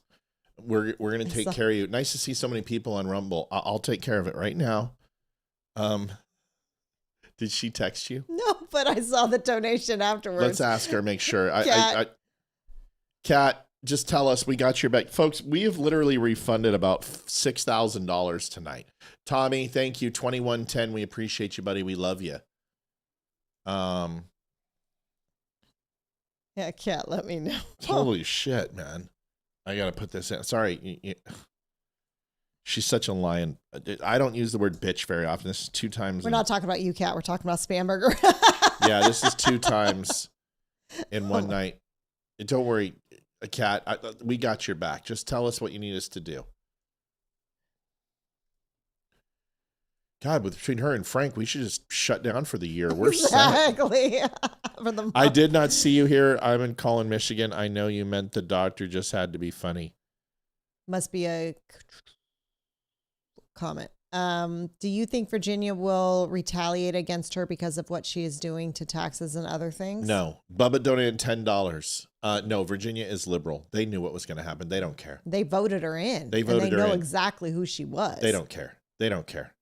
Dude, I don't listen. The only way is if she starts doing the transgender shit again, they're going to punish her. Like it really just depends. It just depends. It depends how bad it is with her.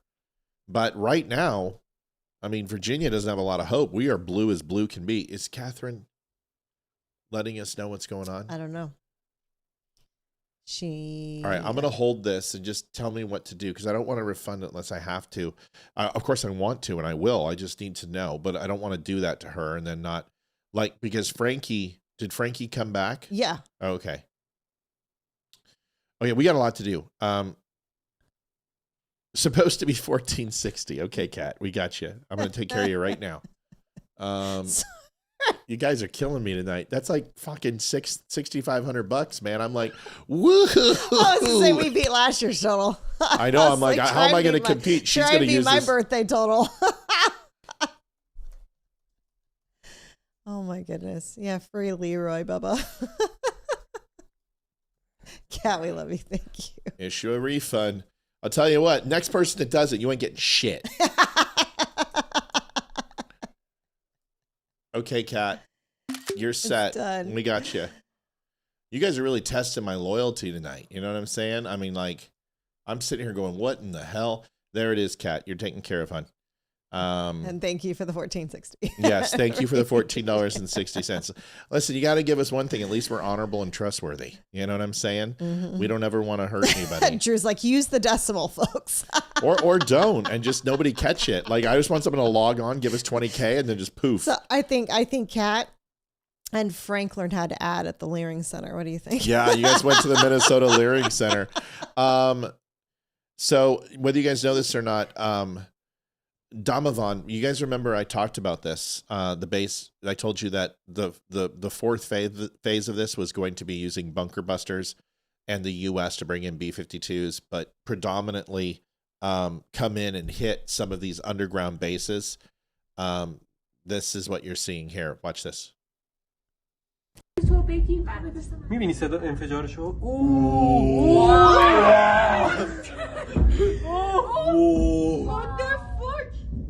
من اینا رو فقط تو کال آف دیوتی دیدم. The fact that they're laughing that this is happening they love should this tell shit. you something. You guys, this is their 4th of July. I mean, literally. They're super close to that, and they're like, yay, more. Yeah. Thomas Austin says, not yet. When Thomas Austin says, with the present situation, do the taxes in West Virginia still look bad? West Virginia? Like Western Virginia or West Virginia? Kay says, send me a shirt, not a refund. Done. I'll send you 2. I don't know about West Virginia taxes, but I'm assuming if it's income tax, I don't know the answer to that question. I just don't. I don't know anything about West Virginia's taxes.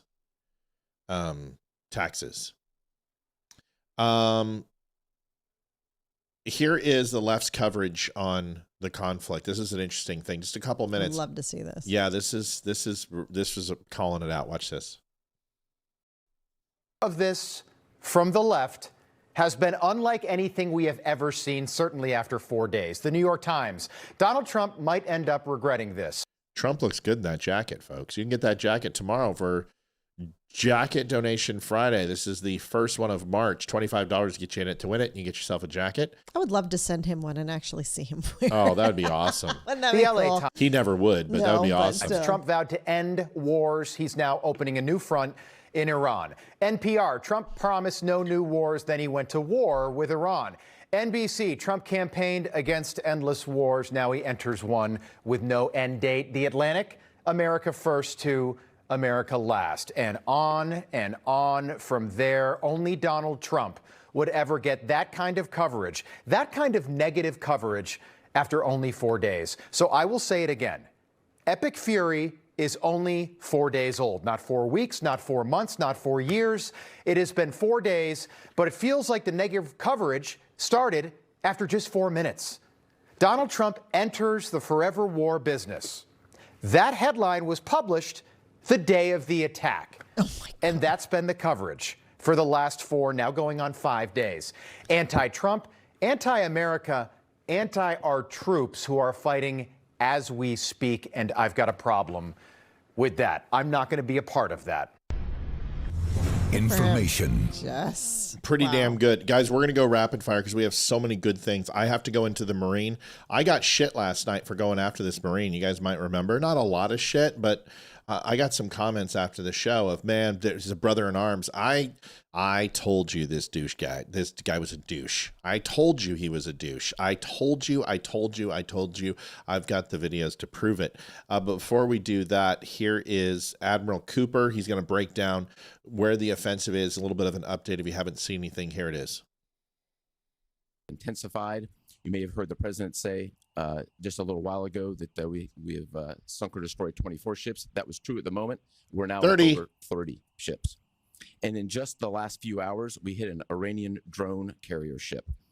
Okay, the Iranian drone carrier ships. Remember we were talking that there was an Iranian drone carrier ship off the coast of the East Coast when you guys, not you guys, well, some of you, were all the bullshit about the drones that we got right, by the way, and Olivia made that wonderful drone movie with all the birds flying over her heads and stuff like that. And I told you that there was no way that a drone carrier could get across the Atlantic and get here. This is what it is. It's a World War II size flotilla, essentially. Well, that's been sunk. And that is a massive blow to Iran because that was going to be predominantly used to support Lebanon and Beirut, completely sunk. And so that's 30 vessels. Roughly the size of a World War II aircraft carrier. And as we speak, it's on fire. The president gave us another task: to raise or level Iran's ballistic missile industrial base. So we're not just hitting what they have, we're destroying their ability to rebuild. And so as we transition to the next phase of this operation, we will systemically dismantle Iran's missile production capability for the future, and that's absolutely in progress. This is going to take some time, but our forces are well supplied, as the secretary said, and we are absolutely ready to prosecute this mission decisively. Our combined joint forces have relentlessly destroyed Iran's air defenses over the past few days, and they've continued hunting for more systems to kill. Our air defenders are operating at the very top of their game. I couldn't be prouder, shoulder to shoulder with our partners in the region, in many cases, providing the most integrated air defense network in Middle East history. We are fighting to win through combined U.S. and You guys, everyone's flipping out. Oh my God, a drone got through. Oh, a missile got through. Do you guys understand for every one that they strike us, we hit them 100 times?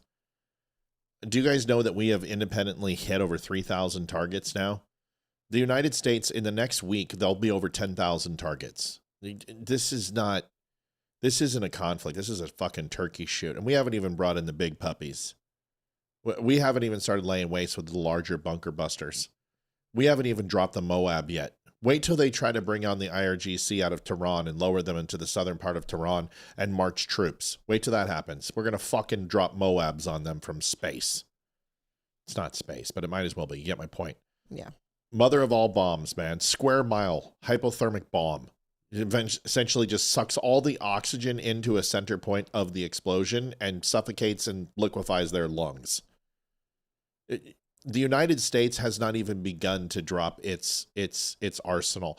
And if Iran continues to keep fucking around, we're going to increase we don't want to expose our hand on some of the weapon systems that we have right now, and we don't want to use those because it lets the enemies know what we have and it tips our hand. But if Iran keeps fucking around, we're going to start taking out square mileage. No more are these going to be precision strikes. We're going to start taking out we know where their barracks are, we know where their bases are, we know where their forward operating bases are. We will start taking out and killing 10,000 soldiers at a time. Stop fucking around. Just stop. Their capabilities of launch retaliation, 90% right now. 90% for their overall drone aircraft. Their overall rocket penetration is down 93%. They are running on fumes. And Iran wants to have some sort of defense left. But they're not going to empty the coffers. They're going to continue to launch sporadic missiles. They're basically going to be building and launching. And this is where we go ahead and have free reign from the sky and just take out these individual targets. Qatar just knocked out 2 Iran bombers, first time in history. Nice. It's my understanding that they were 2 low nap of the earth aircraft that were flying, and the Qatari Air Force came in and got them, and they were actually going after Al Udeid base in Qatar. That's what I heard. I don't know if they were bombers. I don't believe Iran has high altitude bombers. You saw them take out those C-130s on day one. How long can they go on like this? I did some curious searching this morning and read that the current burn rate, we may be out of munitions in 10 to 14 days. Who? Mrs. said the that. United States? No. The United States, no. We are not out of munitions. No. I'm just curious when we're going to start using the Jewish space lasers. Yeah, that'd be nice. Jewish space lasers would be great. They coming in anytime soon? The United States, the biggest problem for the United States right now is our defense batteries. The Iron Dome, Patriot 2, those missiles are very, very expensive, and they take a lot to make. We're going to see limitations on those. But honestly, the battle of attrition is keeping up with Iran's production versus our overall spend. And that's why we're hitting these bases. Once we have air superiority now, they're short range. We can put choppers in the sky to go after their drones. That we have other situations. We can use air-to-air type interceptors to go ahead and do that. And we have the ability to do that. But no, I absolutely do not even remotely believe that the United States has even scratched the surface of our overall ordinance. I just don't think people Roger's right. No. There might be limitations, but we're not talking we're down to 5. We might be down to 25,000 overall interceptors from the Patriot 2s. I mean, and that would be considered low. So the United States has contingencies, and our allies, France, everybody's building. Yeah.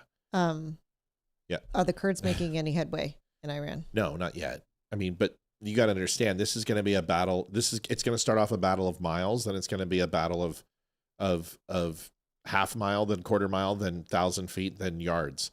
The Kurds are there to pull Tehran troops out and distract them. You guys, we also have, well, I don't know if I can say this.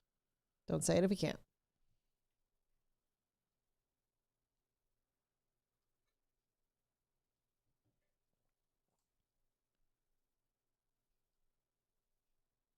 There's another group of forces on the eastern side of Iran which are pushing into Iran too. Oh, fuck it. Pakistan is pushing into Iran as well. So Pakistani rebels are getting involved. There's a lot of people who don't like Iran.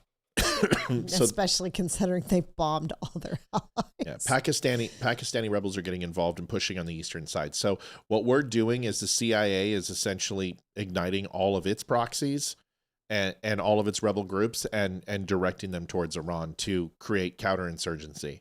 And so they spread their forces out, and they have to move logistically and expose any of their armored personnel carriers, any of their tanks that they have, any of their mobile launchers will be pushed down south and east, taken out of Tehran, and then we'll because they'll be out of civilian targets, and we're going to fucking lay waste to them. Like literally the eastern and southern side of Tehran is going to be a graveyard of dead vehicles and tanks and batteries. CIA is already working with the Kurds.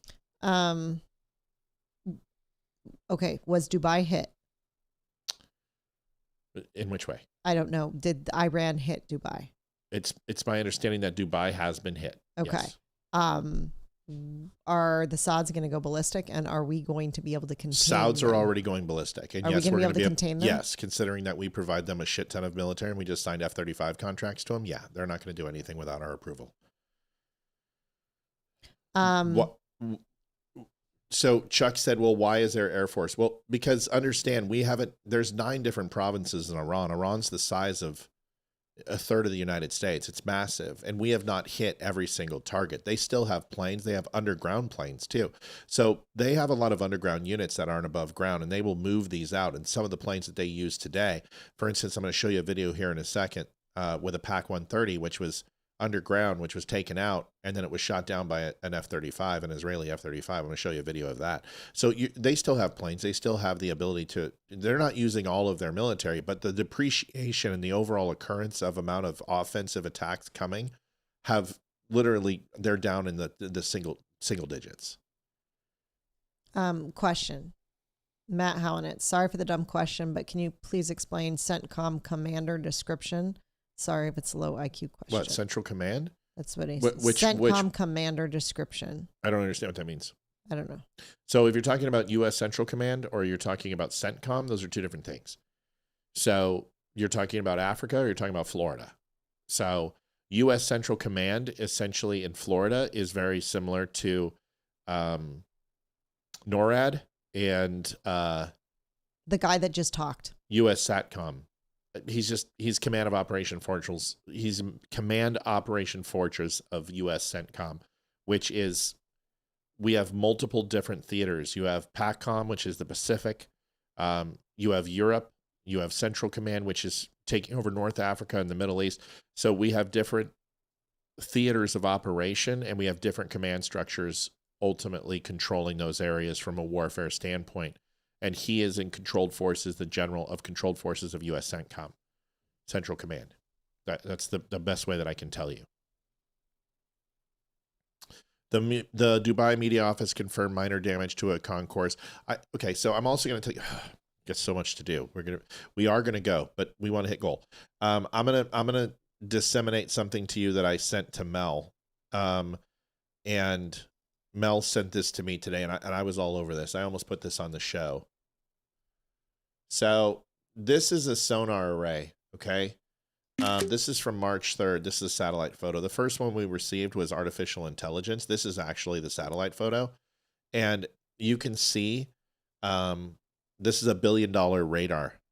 And it essentially detects pretty much anything that's moving in air. This can detect. Now, this is a very expensive radar. It cost us a lot to make. And this was hit, but it was hit by debris. So the Iranians are saying it's been completely destroyed, but you guys need to understand something. Now, I'm going to give you something. This is unclassified. There's nothing classified by this, but I don't write down shit like this without calling it unclassed. So I sent this to Mel, and then I put it unclassified for official use only on it, because I don't write shit like this without putting that on there, because first of all, it's just like riding a bike. And second of all, I don't want any confusion that this is an unclassed essential answer to her question. And she goes, Matt, can you confirm this? And I knew about this 2 nights ago. Didn't talk about it, didn't bring it up, because ultimately it was a no issue for me. So here's the answer. It was hit by shrapnel and clearly targeted, but these radar installations are hardened military infrastructure designed to withstand attack damage. Destroying one outright would require a direct hit from a bunker buster, such as a GBU class weapon or a ballistic missile striking the array itself.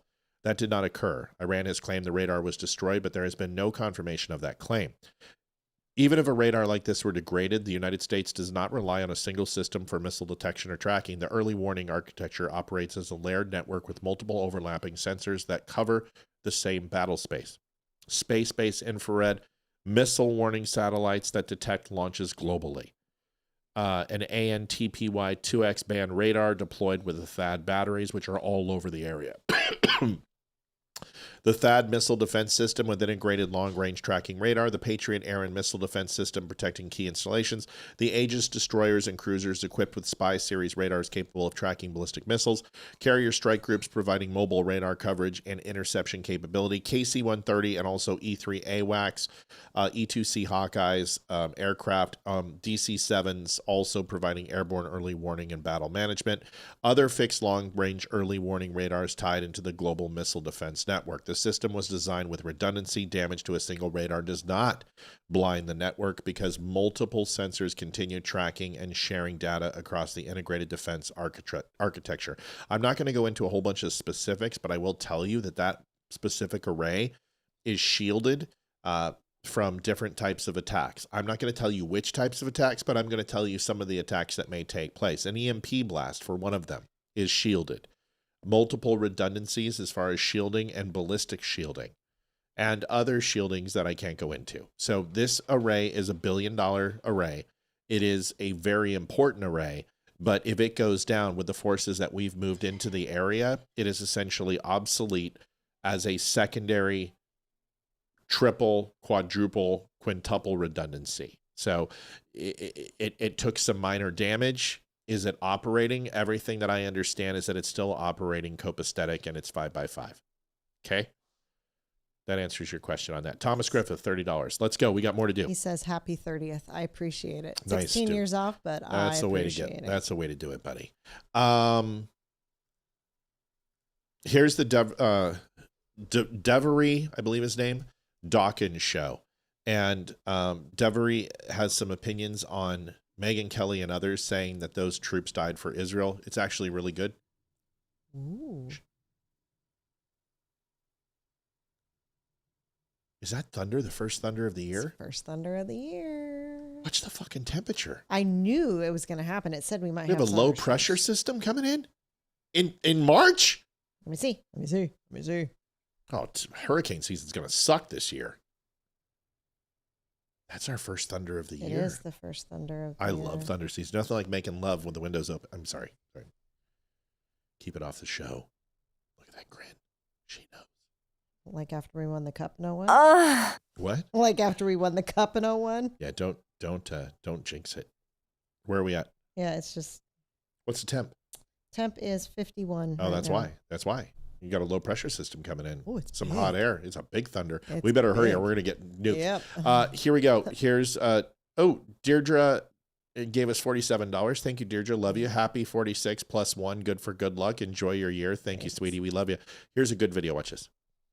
If you guys are new here, you know how I like to do this. I show you both sides. I don't tell you what to think. You think whatever you want. Sometimes I will get things wrong. I'm a human being. And in the end, it's okay to agree to disagree. But I'm hell-bent on what I'm about to tell you right now. Those 6 service members did not die for fucking Israel. They died for the United States of America. They died for their family. They were wearing the military uniform, U.S. Army. Get your fucking facts straight.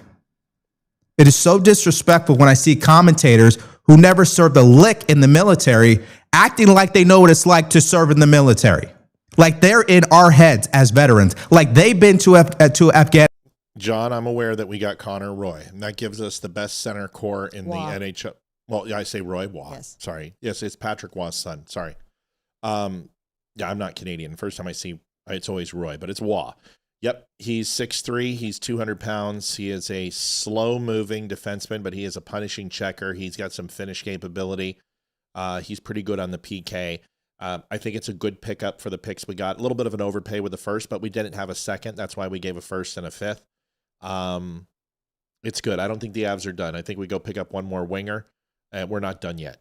I hope McCann comes over. That would be awesome. But right now, the Avs are pretty fucking stacked. In fact, we got to send down people to the AHL or trade them. So we're in a good spot. It's crazy to me. It's Ernie, like white Ernie. Okay, I'll remember that, Mr. Marlar.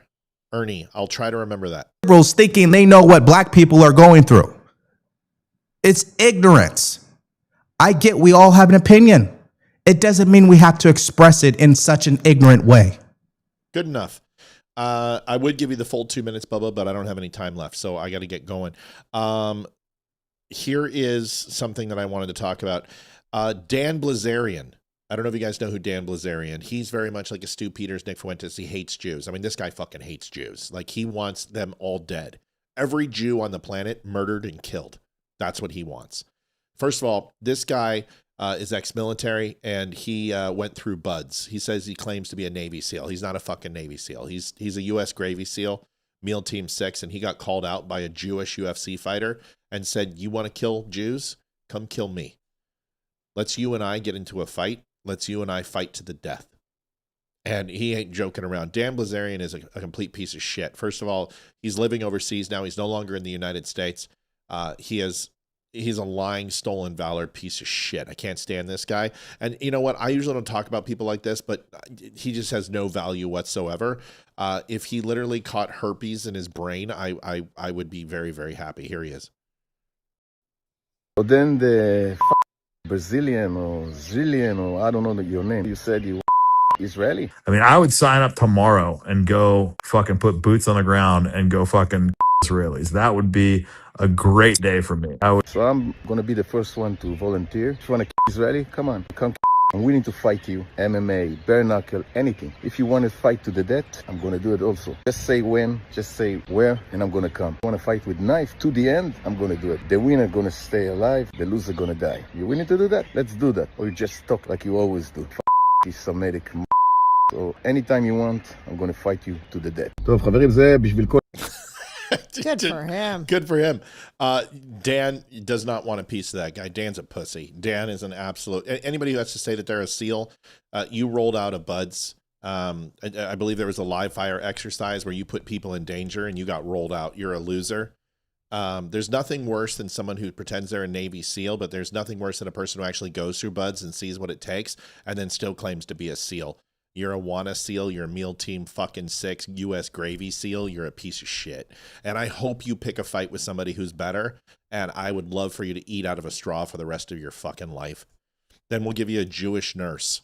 Here is McGinnis. This is the Marine who went in here and broke his arm. I wanted to show you who we are so upset about because, you know, all veterans deserve to be appreciated and loved and respected, but not necessarily. Here it is. My recruiter told me I could wear my blues whenever I wanted. You're in the EGA, you can wear it whenever you wanted. And that's what I signed EGA is Eagle Globe and Anchor. Up for. Well, you know, those were the pretenses I signed up for. So I'm going to wear my blues whenever I want because I signed up for it. That's what it put my life on the line. Anyway, I got kicked off TikTok Live until September 24th. That sucks. Hopefully I can appeal it. But free Palestine. Love y'all. I made a little money on this live, and so I'm going to put it all towards Pattern Perspective and his campaigns for his Palestinian families. Thank you. Love you. Free Palestine. One and done. All right. Hello, my name is Brian McGinnis, and I'm running for the Congressional seat for North Carolina. If voted in, I will present to Congress the Great American Acknowledgement, a reparations plan for black families. I'm one and done too. I'm openly one and done. Medical one and done is very different than voluntary one and done. Olivia knows, friends know. If I could stay in my whole life, I woulda. I loved the military. I love what I did. And that's why I couldn't leave it. And I went civilian sector for a while. So at least he served. Okay. But now you're wearing a kafaya. You're running for a Green Party. You're a pinko commie bastard, and you're disparaging and disrespecting the United States Marine Corps. And bro, you should know better. Not the one to speak on this as a privileged white man. I will anyway. Well, Out okay. of deep remorse for our American history, if I, as a white man, don't speak against what some fellow whites still stand for today, discussing foolish white supremacy, then I'll be damned. I sure as hell insist Jews denounce the state of Israel right now. I'm sure they're I going hear them now. Right. How do you plan on paying all those reparations? Simple. I don't. Take the money we give to Israel and give it to American black families. This person, Brian McGinnis, who's being held out as the only Marine whose opinion Congratulations to Hamas and the Gazans for repelling their oppressor, the Israelis, and causing the ceasefire. We must, as Palestinian supporters, watch this deal roll out and see. Listen, ladies, I apologize, and I apologize for what I'm about to say. So there is no way the pussy is that good. I don't care how hot she is. I don't care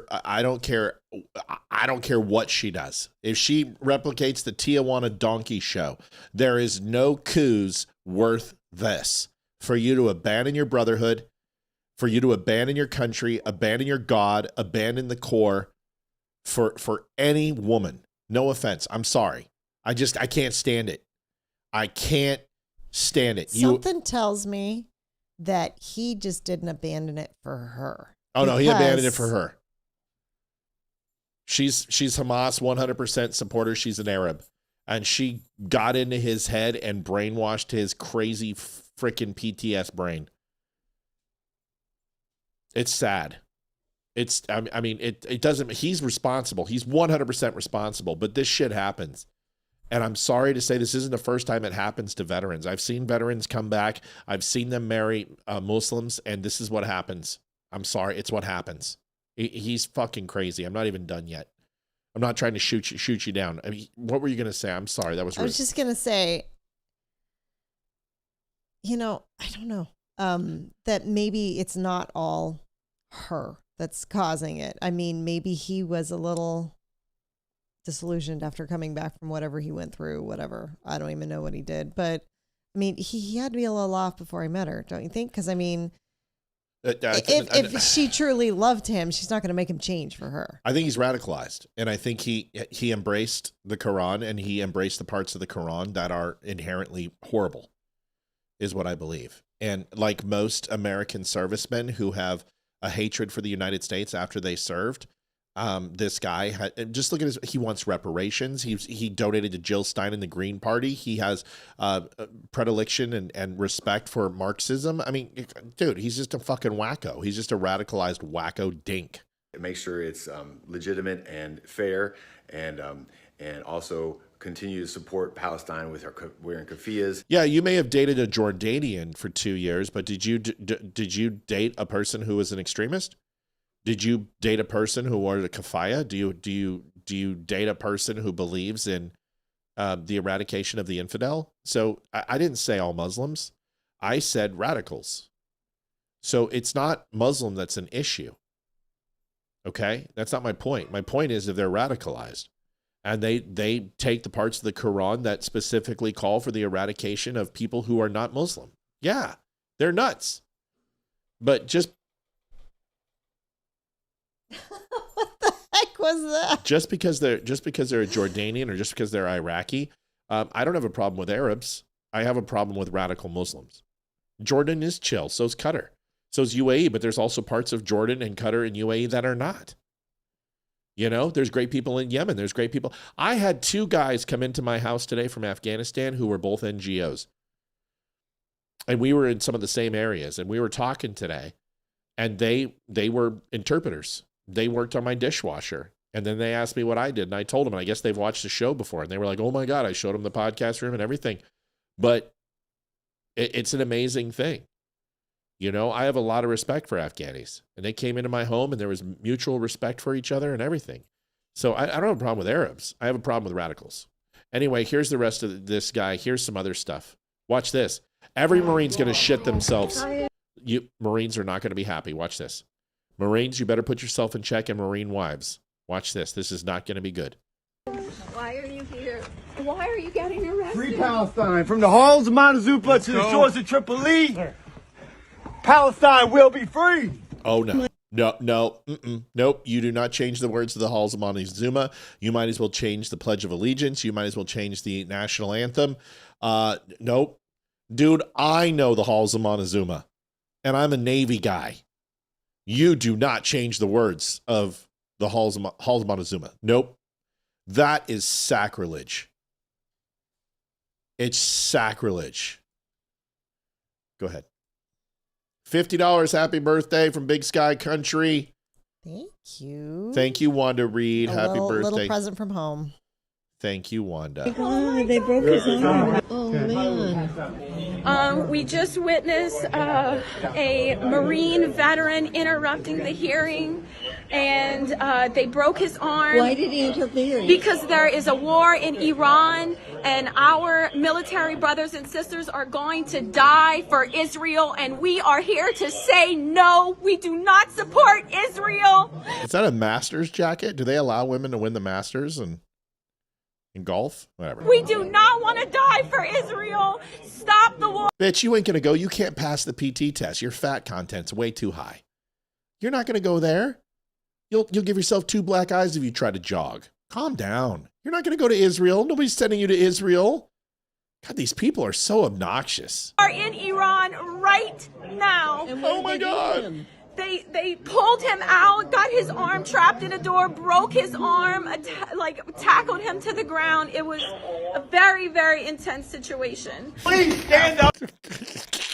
So As a stupid. Marine, stand up for America. America does not want to fight this war in Iran, and the soldiers don't, right, Brian? No, they don't. Go behind They that. want to send their sons and daughters to fight in Iran. All right, so at this point, I say I'm vindicated. I told you last night that this guy, not all veterans deserve honor and respect, and they're not all heroes. There's some real assholes who served in the military, and you can respect their service, but it doesn't mean that they get carte blanche to do that type of shit. The guy's a radical. The guy was literally trying to do this. He's insane. He doesn't deserve any respect, and he changed the words for Halton Montezuma. No, you don't get to do that, buddy. Not going to happen. Nope. And I'm not even a Marine. And I'm completely against it. Almost done. North Korea. We talked about this last night. You remember how we were talking about? Go ahead, baby. Mm-hmm. Happy birthday from Debbie Hensley. Debbie Hensley donated $100. Happy birthday. Thank you, Debbie. That's a big night, folks. Really making me sweat a little bit about my birthday in April 5th.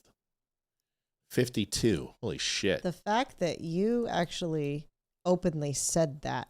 I don't care. Is shocking. I don't care about my age. I'm proud. Not your age, but normally you're like, don't tell anyone they it's my know. birthday.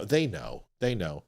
And thank you everyone who reached out today. I appreciate it. I got to everyone I could until about 4:00 today. And I'll get to everyone else to say thank you later. Dixie says, happy birthday, and you look lovely this evening. Thank you so much. Thank you telling her happy birthday and saying that I'm lovely. I really appreciate that, Dix. Whatever. Okay, North Korea, we were talking last night about the war. I'm going to show you 3 years of just the ebb and flow of war, the breathing. Like literally, if you watch it, it looks like the country's breathing of when the United States got in. And if it wasn't for the U.S. getting in, that there was just this tiny sliver of South Korea that the United States landed on that allowed the U.S. to save South Korea. And it would be a very different country. It'd be a very different world. In fact, Japan probably wouldn't even be where Japan is at anymore if Korea would have won the Korean War. Just some crazy things. But here, watch this. This is insane.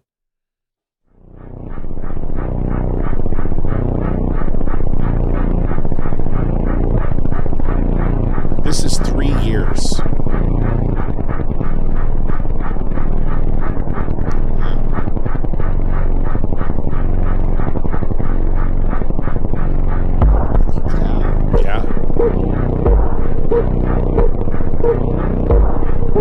China got involved.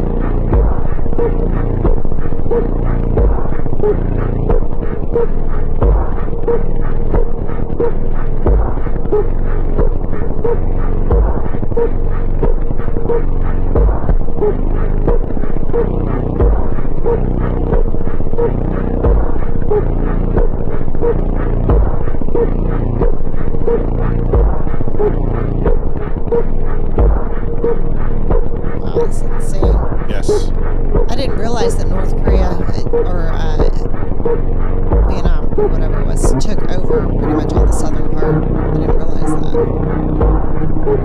A lot of people died, over 3 million. The Korean War was brutal. But this is where it became a war of inches. Remember I told you it started off a war of miles, then half mile, quarter mile. That's where it ended. Pretty much right where they started. So war starts off with a lot of territory, and then it starts to grind to a halt. And this is where we get into forever wars. It happens. It's where it happens. I got just a couple more videos for you. It's a huge night, so we're going to keep going here. Here's a Yak 130. Yak 130 is a Russian-made fighter, and it's fairly state-of-the-art. It's not a 5th gen, but it's, 4th gen, and it's recently in the last few years, and was specifically made for high, fast intercept and dogfighting, but also air-to-ground suppression. And this is a Yak 130, which gets taken out by an F-22, an Israeli F-22, and essentially, an F-35I, which is an Israeli-owned F-35. And I want you to look at this targeting system. And this is all the internal targeting system from the F-35, how advanced this is. Watch how quickly. Kill Jennifer. Ban her ass. Got it. Thank you. Here is the Yak 130.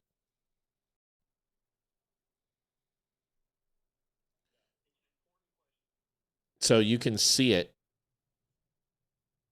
There's the Yak 130. And this F-35I is, you can see all these targeting points. Do you see how this heads-up display and this GUI is looking at the overall landscape? Do you see these purple horizontal lines here? See these squares? So it is literally scanning for threats at the same time and scanning the horizon on its targeting system. I mean, this is all done by computer. And you're going to see it take it out of the sky right here. Watch this. And I don't even think this Yak 130 even saw the F-35. That's how impressive it is. And watch it. Look at its targeting. Taking it all the way down. That 35, guys, based upon the distance it's closing in its heads-up display, I don't even think this thing saw the 35 on radar. That is the capabilities of dogfighting, is that the F-35 doesn't even need to get into the fight. It just essentially sits there, launches, and then targeting system carries over. You guys don't understand how advanced the U.S. fighting systems are. I can't even begin to tell you. Alex Stein, yes, the 35 is a ghost. Just remember, a squadron of F-15Es went up. 15 of them fought 135. The F-15s didn't even get it on radar, and it killed all 15 of them from 500 miles out. It didn't even get into a dogfight. It killed an entire squadron. It ain't no joke. Here is, excuse me. Here's Alex Stein, stalks Dan Crenshaw. Alex Stein drives me crazy, but this is kind of funny. Watch this. Dan, I bet you didn't see that loss coming, Dan, did you see that loss coming? Crenshaw, you took the L. Hey, Crenshaw, you took the L. Did you see that coming? I know you only got one eye, Cyclops. You lost. Did you do a good job? Hey, Dan, great job on your election, brother. You're a loser. We got your ass, Dan. You're a loser. Great job, dude. Are you scared? Is that why you're walking away?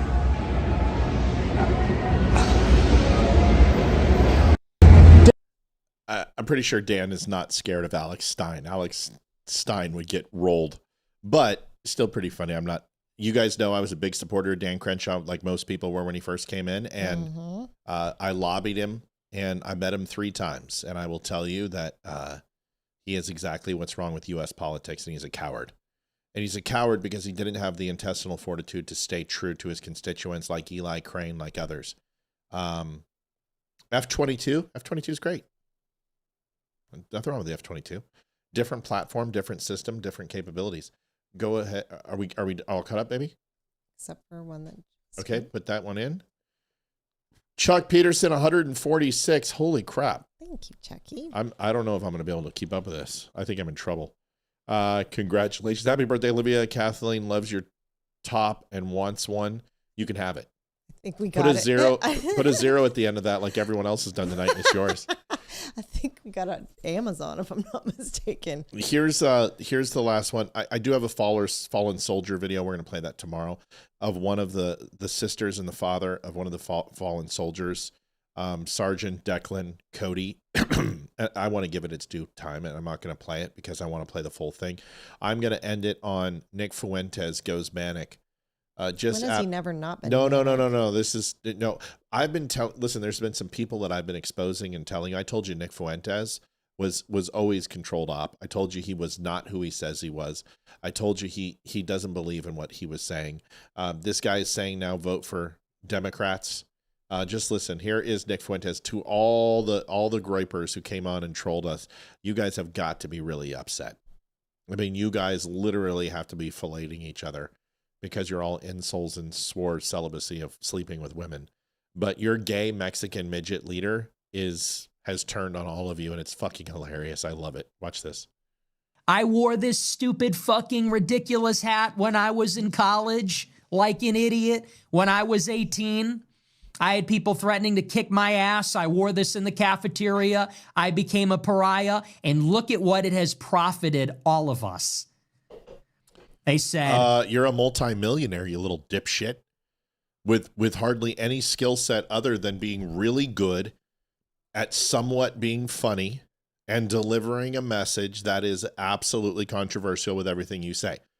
And you flip-flop more than the International House of Pancakes. But you're a millionaire, so it seems like you profited okay. No more endless wars. They said tariffs, mate, we're going to win so big. They said, we're going to build a wall. Mexico will pay for it. It just got 10 feet taller. It was a lie. It was a lie. Donald Trump went ahead and put in 141 miles of border wall and repaired over 326 miles altogether. We have absolutely zero net loss immigration right now from illegal immigration. We have no gotaways, no release into the United States. What do you want? He kept his promise. And hindsight is 20/20. All we can do is stop being suckers today. That's all we can do. We wanted to believe nobly. We had hope. We believed. We were wrong. I've been anti-Trump, critical of Trump for many, many years. All we can do is stop being suckered one single more day. I'm done. And I'm not saying, hey, I'm a Democrat and I'm in favor of feminism. I'm not left wing, but I'll play both sides. I'll give you an example. Sure you do. Sean McGuire. Maybe you've never heard that name. You should. You should know it.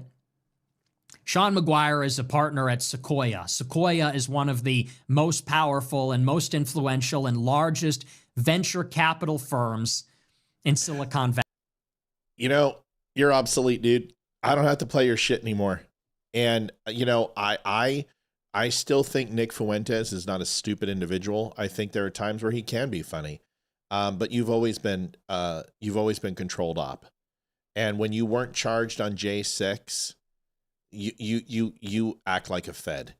You really do. And I know that pisses you off, and I know people get pissed off when I say it.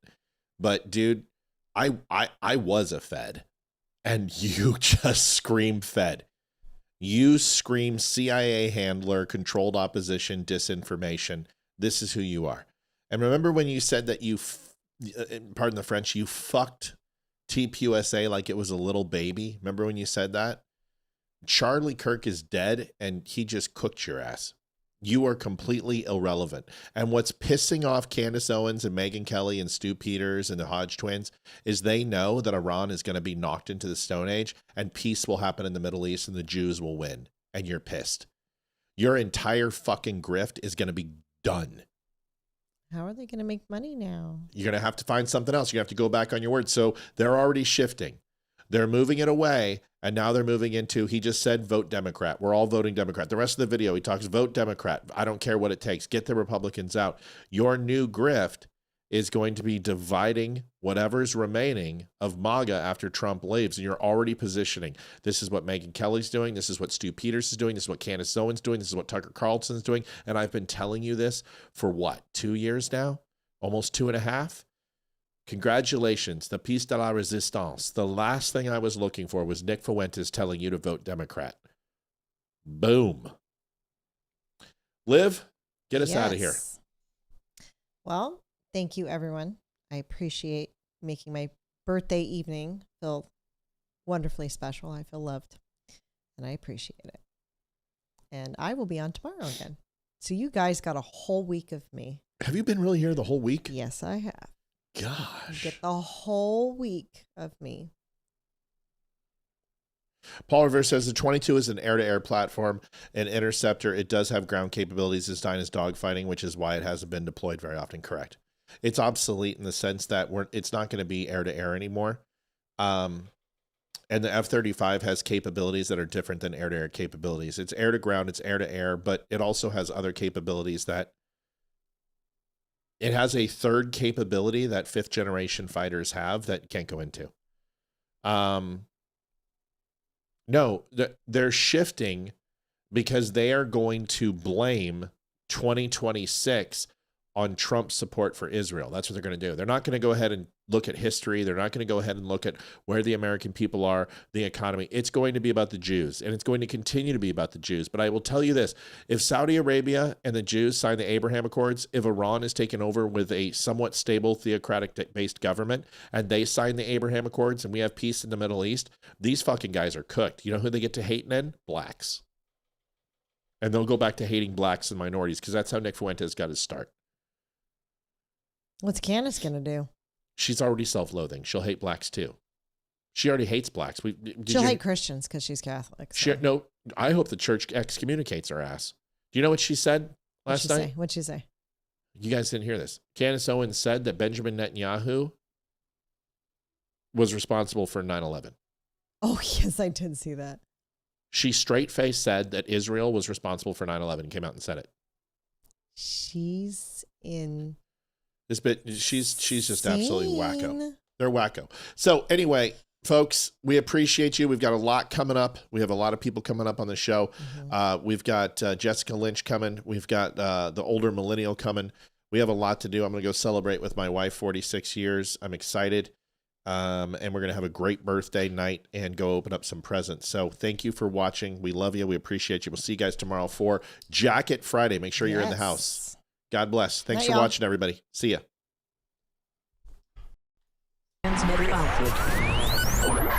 This is the Don't Unfriend Me show with your hosts, Matt, Leroy, Amy, and Olivia. Geopolitics, military analysis, and election coverage. Coming to you live on all major social media channels at The Dumb Show.